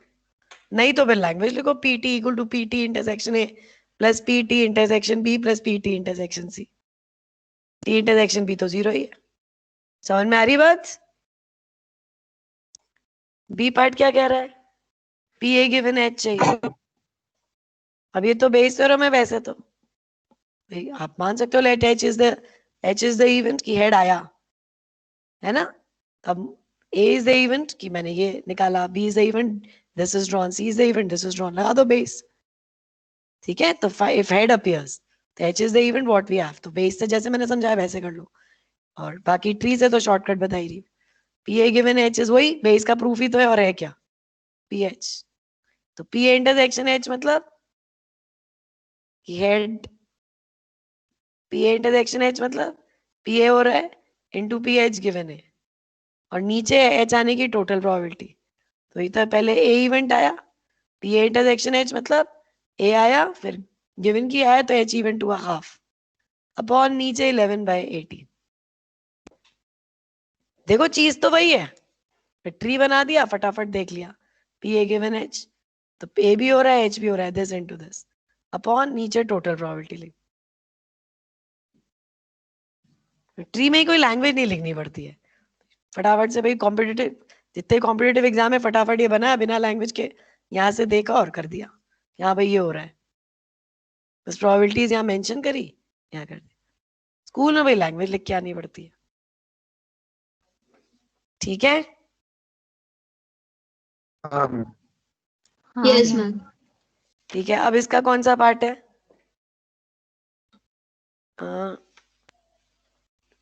डी पार्ट रह गया. तो डी पार्ट क्या है? पी सी गिवन टी निकाल लो.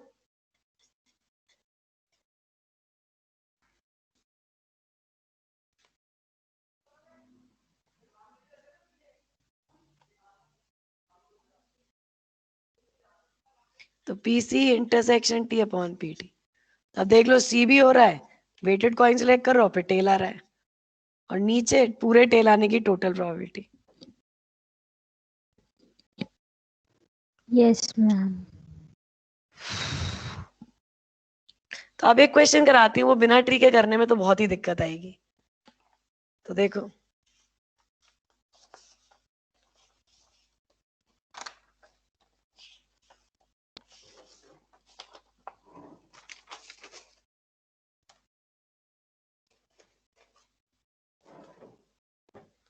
देखो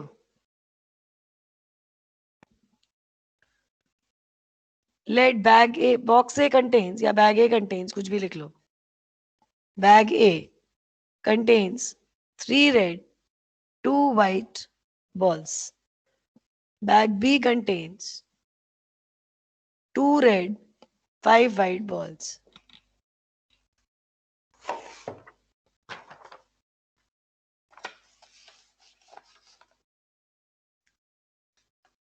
ठीक है, bag A contains 3 red, 2 white balls, and bag B contains 2 red, 5 white balls.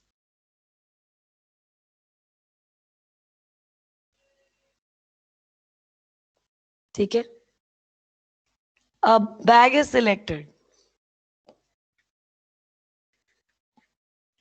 at random.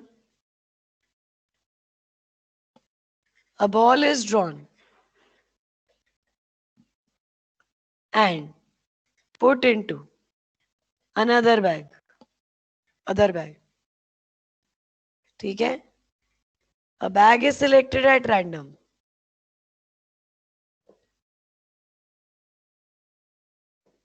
A bag is selected at random. A ball is drawn and put into another bag. And then a ball is drawn from second bag. And then a ball is drawn from second bag. ठीक है, तुमने एक ball bag select किया, पहले तो bag select किया, फिर उसमें से बॉल निकाली, फिर उसको दूसरे बैग में डाली, फिर दूसरे बैग में से एक बॉल निकाली. Find the probability that both balls drawn are of same color. Find the probability that both the balls drawn are of same color.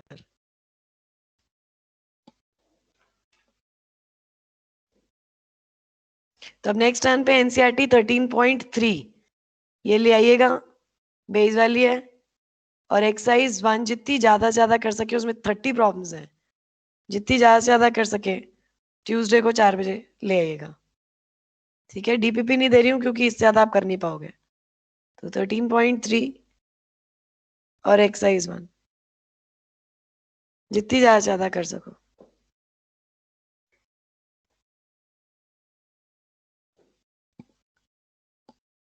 तो अब देखिए, find the probability that both the balls drawn are of same colour. Question समझ में आ गया? वापस पढ़ लो एक बार.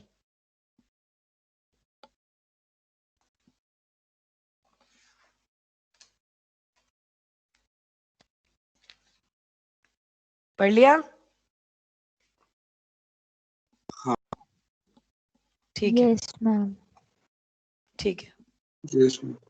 अब स्टार्ट कर रही हूं, फिर मैं स्टार्ट दी एक्सपेरिमेंट कि भाई या तो बैग ए सिलेक्ट हुआ या बैग बी.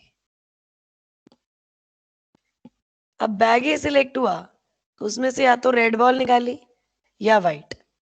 रेड आने की प्रोबेबिलिटी 3/5, व्हाइट आने की 2/5. देखिए इसमें क्या, आगे जाएंगे तो पिछला भूल जाते हैं, इसलिए बिल्कुल इस तरह से ट्री बना लो. हर चीज ट्री में लिखी हुई है, इसलिए कोई दिक्कत ही नहीं है. ठीक है, यहां से या तो रेड निकाली या व्हाइट. यहां से रेड आने की प्रोबेबिलिटी 2/7 है, व्हाइट आने की 5/7 है. ठीक है, यहां से रेड आने की 2/7 और व्हाइट आने की 5/7 है. अब निकालने के बाद मैंने क्या किया, दूसरे बैग में डाल दी. ठीक है, तो new contents of bag B, मैं सब कुछ इसी में लिख रही हूँ, इसलिए ये सेल्फ सफिशिएंट है. अगर करना हो तो आप इस तरीके से कर सकते हो, कोई नंबर नहीं कटेंगे स्कूल में भी, क्योंकि सब कुछ मैं इसी में लिख रही हूँ. तो new contents of bag B, तो बैग बी में अब रेड और व्हाइट कितनी हो गई, आपने ए से रेड निकाली, इसमें डाल दी, 3 रेड और व्हाइट कितनी है 5. और इधर अगर आपने व्हाइट निकाल के बी में डाली होती तो new contents of bag B, red और व्हाइट कितने हो गए होते, व्हाइट डाली होती तो 6 व्हाइट 2 रेड, है ना? हाँ. और उसके बाद उसने कहा and then a ball is drawn from second bag, ये आपका बी बैग है, इसमें से आपने फिर बॉल निकाली, तो अब रेड आने की प्रोबेबिलिटी 3/8 है, व्हाइट आने की 5/8, और अगर आपने ये वाला व्हाइट निकाल के इसमें डाल दी होती तो अब रेड आने की प्रोबेबिलिटी 2/8 है, व्हाइट आने की 6/8। एक्चुअली आप सब कुछ, ट्री एकदम सेल्फ एक्सप्लेनेटरी होता है, अगर आपने सब कुछ लिख दिया है कोई प्रॉब्लम नहीं है,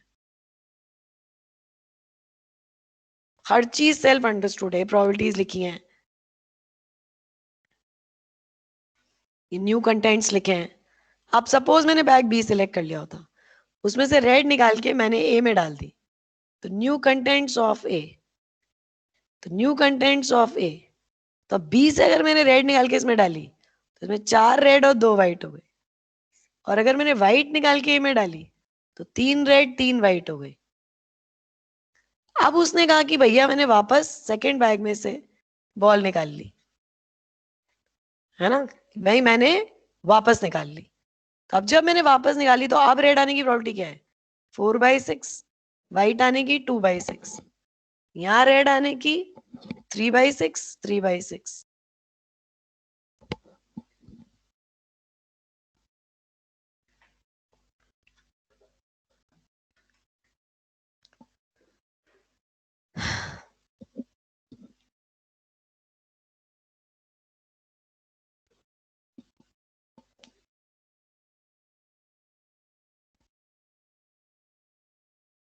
Yes, ma'am. Yes ma'am. ठीक है, हाँ मैम। चल अच्छा, अब रिक्वायर्ड प्रोबेबिलिटी निकालें, अब पूरी ट्री बन गई, तो required probability that both balls drawn are of same colour, तो both balls drawn are of same colour मतलब पहले अपन ने ए से निकाला, फिर गिवन की ए से निकाला तो रेड आया, और गिवन की फिर रेड आ गया तो फिर दोबारा रेड आ जाए, यही चाहते हैं अपन। तो पहले ए से आया P A into P R given है, फिर into P R given R, given की रेड आ गया तो अब रेड आने की प्रोबेबिलिटी 3/8 है, प्लस फिर पी ए इंटू फिर पी डब्ल्यू गिवन है, ठीक है, फिर both balls are of same colour, same colour की आ गई थी ये, प्लस पहले अब ये निकाला फिर व्हाइट आई तो फिर व्हाइट आए, गिवन की व्हाइट आ चुकी है, पी डब्ल्यू गिवन डब्ल्यू 6/8, सही है क्या? मैम ये जो न्यू कंटेंट्स लिखे हैं उनके पहले अपन ने बैग चूज करे तो उसकी प्रोबेबिलिटी तो अपन ने मेंशन नहीं करी। बेटा बैग ए और बैग बी चूज करने की प्रोबेबिलिटी कर ली ना हाफ, लेकिन अब जब मैंने रेड निकाल लिया बैग ए से तो वो तो अब श्योर है वो दूसरे बैग में जाएगा, लिखा है ना, and then a ball is, लिखा है ball is drawn and put in another bag, A से निकाला तो वो बी में ही जाएगा। अच्छा ठीक है। हाँ, प्लस प्रोबेबिलिटी की मैंने बी से निकाली ball into P R given B, P R given B into P R given R 4/6 plus P B into P W given B 5/7। मतलब स्कूल में लिखना हो तो जो मैं बोल रही हूँ ना वो भी लिख लो, P B into P W given B, school में तो खैर इतना आएगा नहीं, फिर प्लस पी आर, अब फिर डब्ल्यू ही उठानी है, पी डब्ल्यू गिवन डब्ल्यू, तो कितनी हो गई हाफ। तो पूरा ट्री में सब कुछ लिख दिया है, ठीक है, सब कुछ लिख मैम दिया वो अपन, फर्स्ट लाइन में लास्ट वाला 5/8 होगा ना, 6/8 गलती कर दिया क्या, कहाँ पे, यहाँ पे 5/8। क्यों 6/8 ही तो है ये। 6/8 तो अच्छा होगा। हाँ हाँ यस मैम ठीक मतलब है। थोड़ा सा सवाल ऐसा, अब तुम खुद ही सोचो यार, आगे तक जाते हैं तो पिछला भूल जाते हैं, इसलिए ट्री बनी होती है तो बहुत आराम होता है। तो अगर किसी वजह से आपने बना भी दी ट्री तो सब कुछ सेल्फ एक्सप्लेनेटरी ट्री में लिखा होना चाहिए, और उसके बाद फिर आप लिख लो कि भाई प्रोबेबिलिटी मैंने ये चूज किया इनटू, फिर मैंने आर चूज किया गिवन की मैं ए चूज कर चुका हूँ, इनटू कि फिर मैंने आर चूज किया गिवन की मैं आर चूज मतलब कर रहा हूँ, ठीक है ना।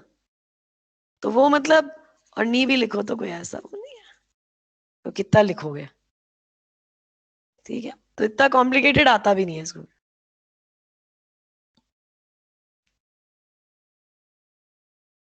और नहीं तो पूरी पूरी लैंग्वेज लिखो, अगर और ही तुम्हें लगना है कि मतलब अगर तुम्हें रिक्वायर्ड प्रोबेबिलिटी लिखनी है, probability of choosing a into probability of choosing red ball given कि we have chosen A into फिर into probability of choosing red ball from second urn, ठीक है, plus फिर probability of choosing A into probability of choosing white given we have given A is chosen into मतलब पूरी language में लिखाओ into probability of choosing W given कि we have chosen W, ठीक है, but ऐसा तुम्हें दिखेगा नहीं, ऐसा कोई कॉम्प्लिकेटेड आते नहीं है क्वेश्चन।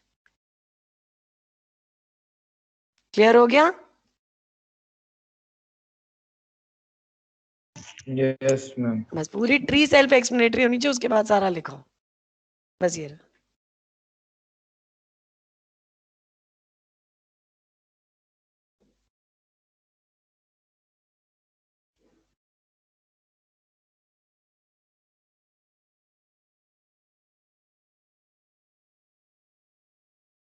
क्लियर हो गया? Yes, ma'am.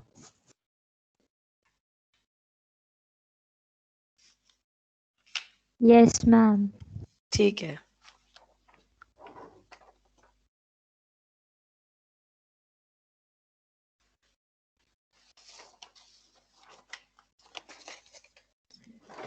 तो अब एक लॉजिक लिखवा रही हूँ, वो देख लीजिए। तो हेडिंग डाल दीजिए लॉजिक।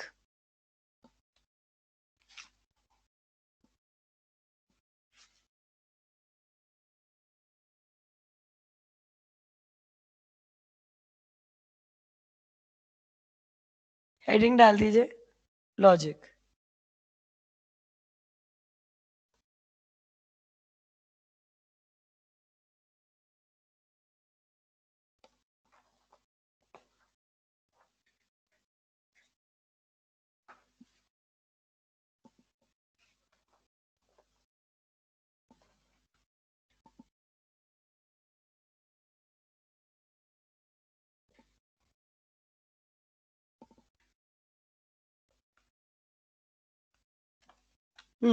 लिखो। ये सिर्फ लॉजिक है, इसे ध्यान रखना है।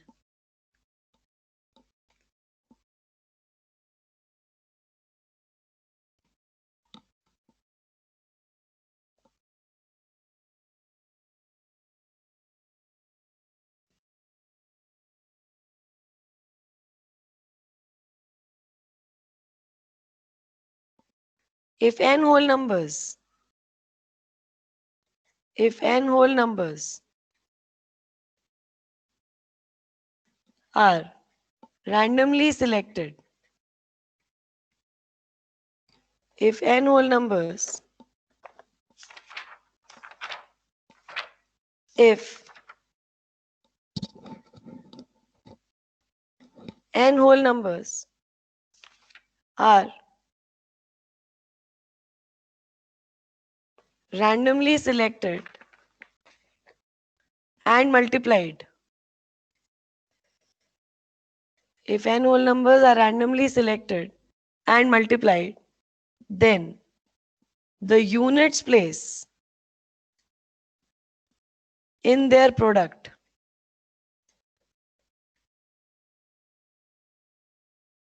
then the units place in their product will be, if n whole numbers are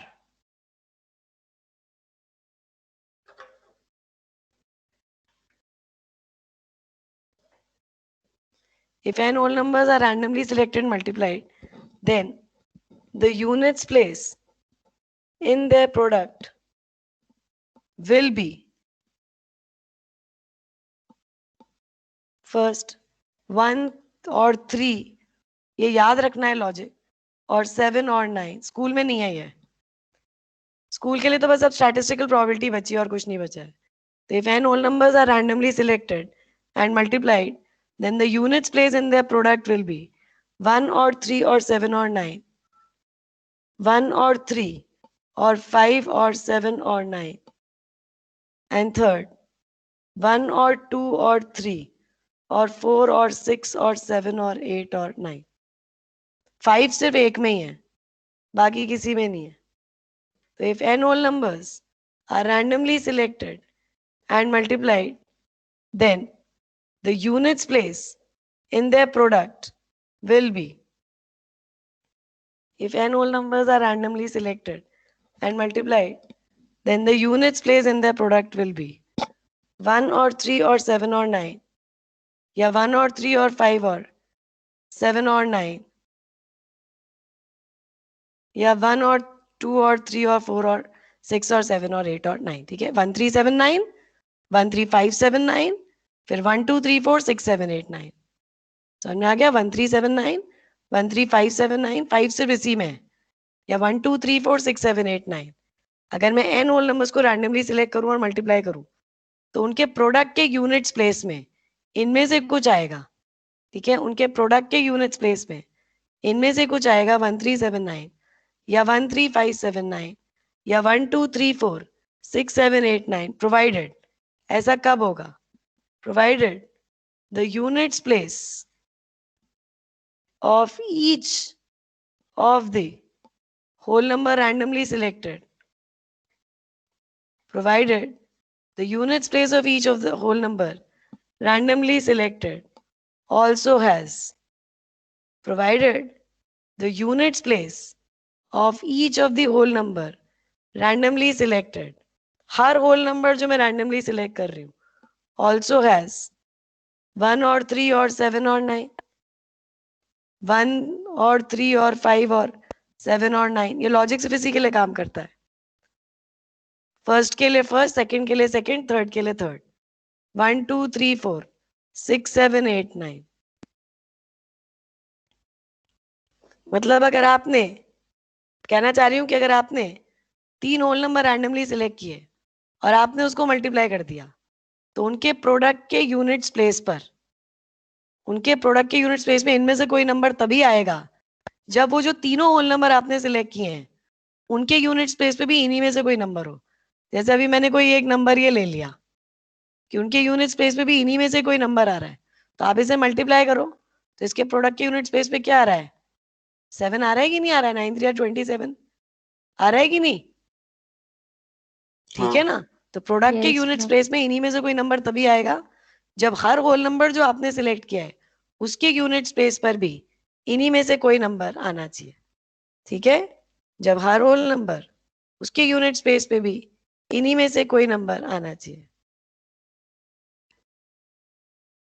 ठीक है,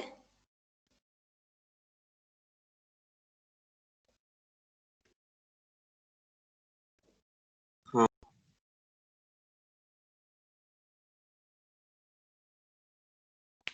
सबको समझ में आ गया?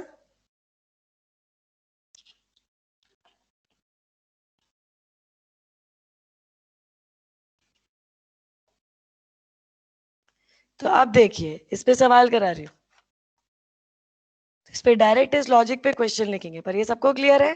आप कोई भी 2 नंबर 3 नंबर 4 नंबर कितने भी होल नंबर ले लीजिए, उसे आपस में मल्टीप्लाई करिए, उसके प्रोडक्ट में, मतलब अगर उसके हर होल नंबर पे मान लो एक 2 पे एंड हो रहा हो, एक 8 पे एंड हो रहा हो, तो फिर देखो इसे मल्टीप्लाई करके देखो, 6 पे एंड हो रहा है ये रहा.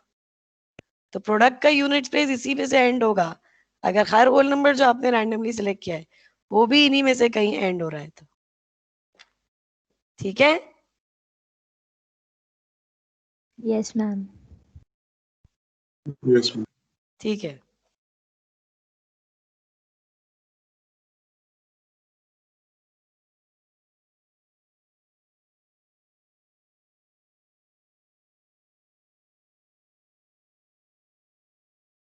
तो अब क्वेश्चन लिखिए, बस ये आखिरी है, इसमें मतलब इस लॉजिक को ही ध्यान में रखते हुए करना है.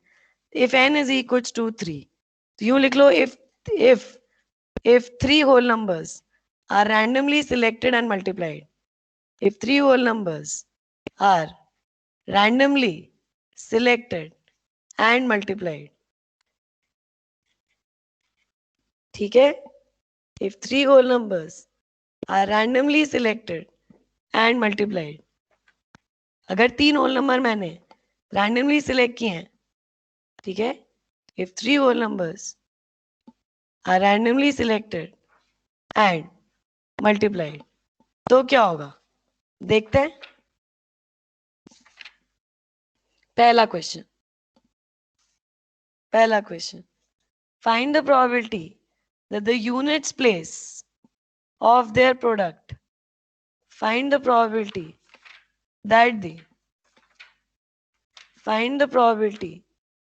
that the units place of their product is 1 or 3 or 7 or 9।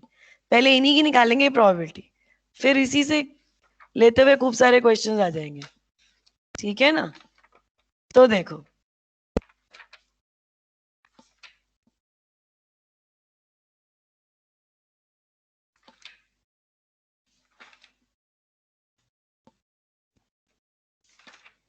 तो अब देखिए, if 3 whole numbers are randomly selected and multiplied, find the probability that the units place of their product is 1 or 3 or 7 or 9। अब बोलिए इस बात की क्या probability होगी कि यूनिट्स प्लेस पे 1379 में से आ जाए। तो यूनिट्स प्लेस प्रोडक्ट का तभी आएगा 1379 जब हर होल नंबर जो आपने रैंडमली सिलेक्ट किया होगा वो भी इसी में से ही किसी पे एंड करे। W1 इज द इवेंट कि भाई first whole number ends in 1379, 1 और 3 और 7 और 9। W2 भी यही है, W3 भी यही है कि सेकेंड होल नंबर तोड़ो, तो ये मल्टीप्लाई कर दो।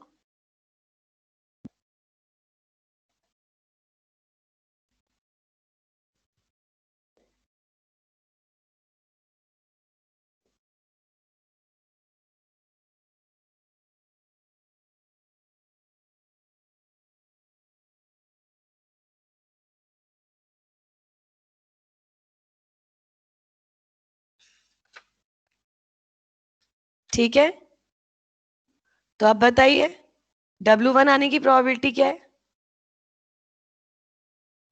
First whole number randomly selected ends in 1379, 4/10। वैसे 10 तरीके से एंड हो सकता है और वैसे 4 ही तरीके से एंड होना है। ये भी 4/10, ये भी 4/10, तो आंसर आ गया 2/5 का होल क्यूब। अभी 2 होल नंबर रैंडमली सिलेक्ट करते तो होल स्क्वायर आ जाता, ठीक है ना। तो उसने कहा units place of 3 whole number randomly select किए, उनका प्रोडक्ट का यूनिट्स प्लेस इस पे एंड हो, तो units place of the product इस पे एंड कब होगा, ठीक है, जब फर्स्ट होल नंबर जो रैंडमली सिलेक्ट किया वो इसमें से कहीं एंड हो, सेकेंड होल नंबर जो रैंडमली सिलेक्ट किया, थर्ड होल नंबर जो रैंडम, ठीक है। सेकेंड लिखिए प्रोबेबिलिटी कि units place of their product ends in 13579, कि वही है units place of their product. तो यूनिट्स प्लेस पे कब एंड होगा, जब हर होल नंबर जो आपने रैंडमली सिलेक्ट किया वो इन्हीं में से कहीं एंड हो। तो 5/10, फिर 5/10, फिर 5/10, तो आंसर ही आ जाएगा। फिर तीसरा कि probability that the units place of their product ends in 1 2 3 4 6 7 8 9, ठीक है, 1379, 13579, 1 2 3 4 6 7 8 9,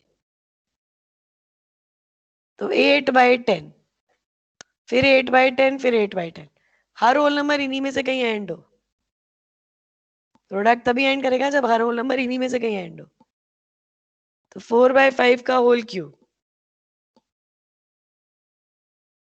64/125, ठीक है। अब इस पे और बहुत सारे क्वेश्चन बन सकते हैं। What is the probability that the units place of their product ends in 5? What is the probability that the units place of their product ends in 5? Units place 5 पे एंड करेगा, इस बात की प्रोबेबिलिटी क्या है, 13579 में से 1379 घटा दो, 1/8 में से 8/125 घटा दो, ठीक है। फिर इसी में नेक्स्ट क्वेश्चन ये बन सकता है कि प्रोबेबिलिटी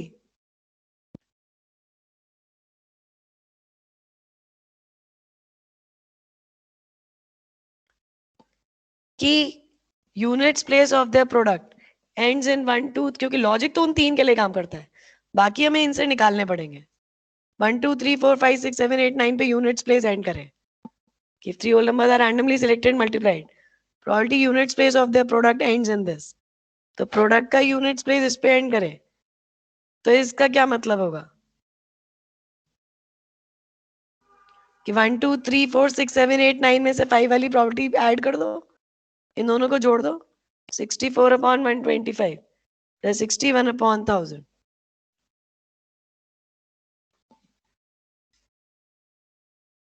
Yes, ma'am. मैम ये डी पार्ट नहीं आया मुझे। डी कौन सा? फिफ्थ पार्ट, प्रोबेबिलिटी की units place of the product, इनमें से किसी मैम पे एंड फोर्थ करे। अरे यार, तो यूनिट्स प्लेस 5 पे कम एंड करेगा, इसमें से इसको घटा दे,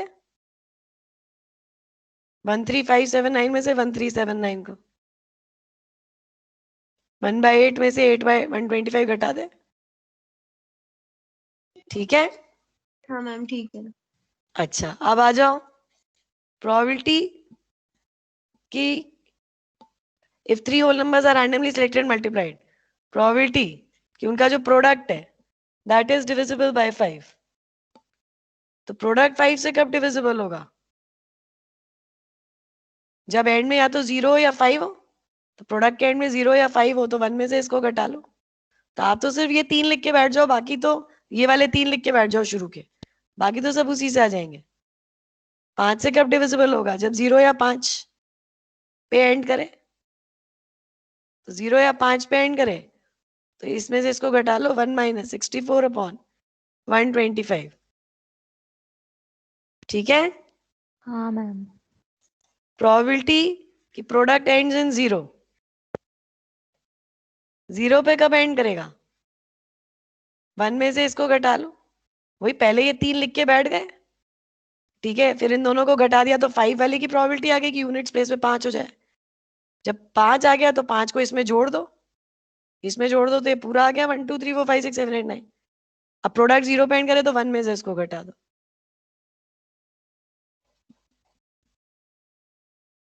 ठीक है? Yes, ma'am. और लास्ट है कि probability yes ma'am. That units place of product is even, probability that units place of product is even, ठीक है?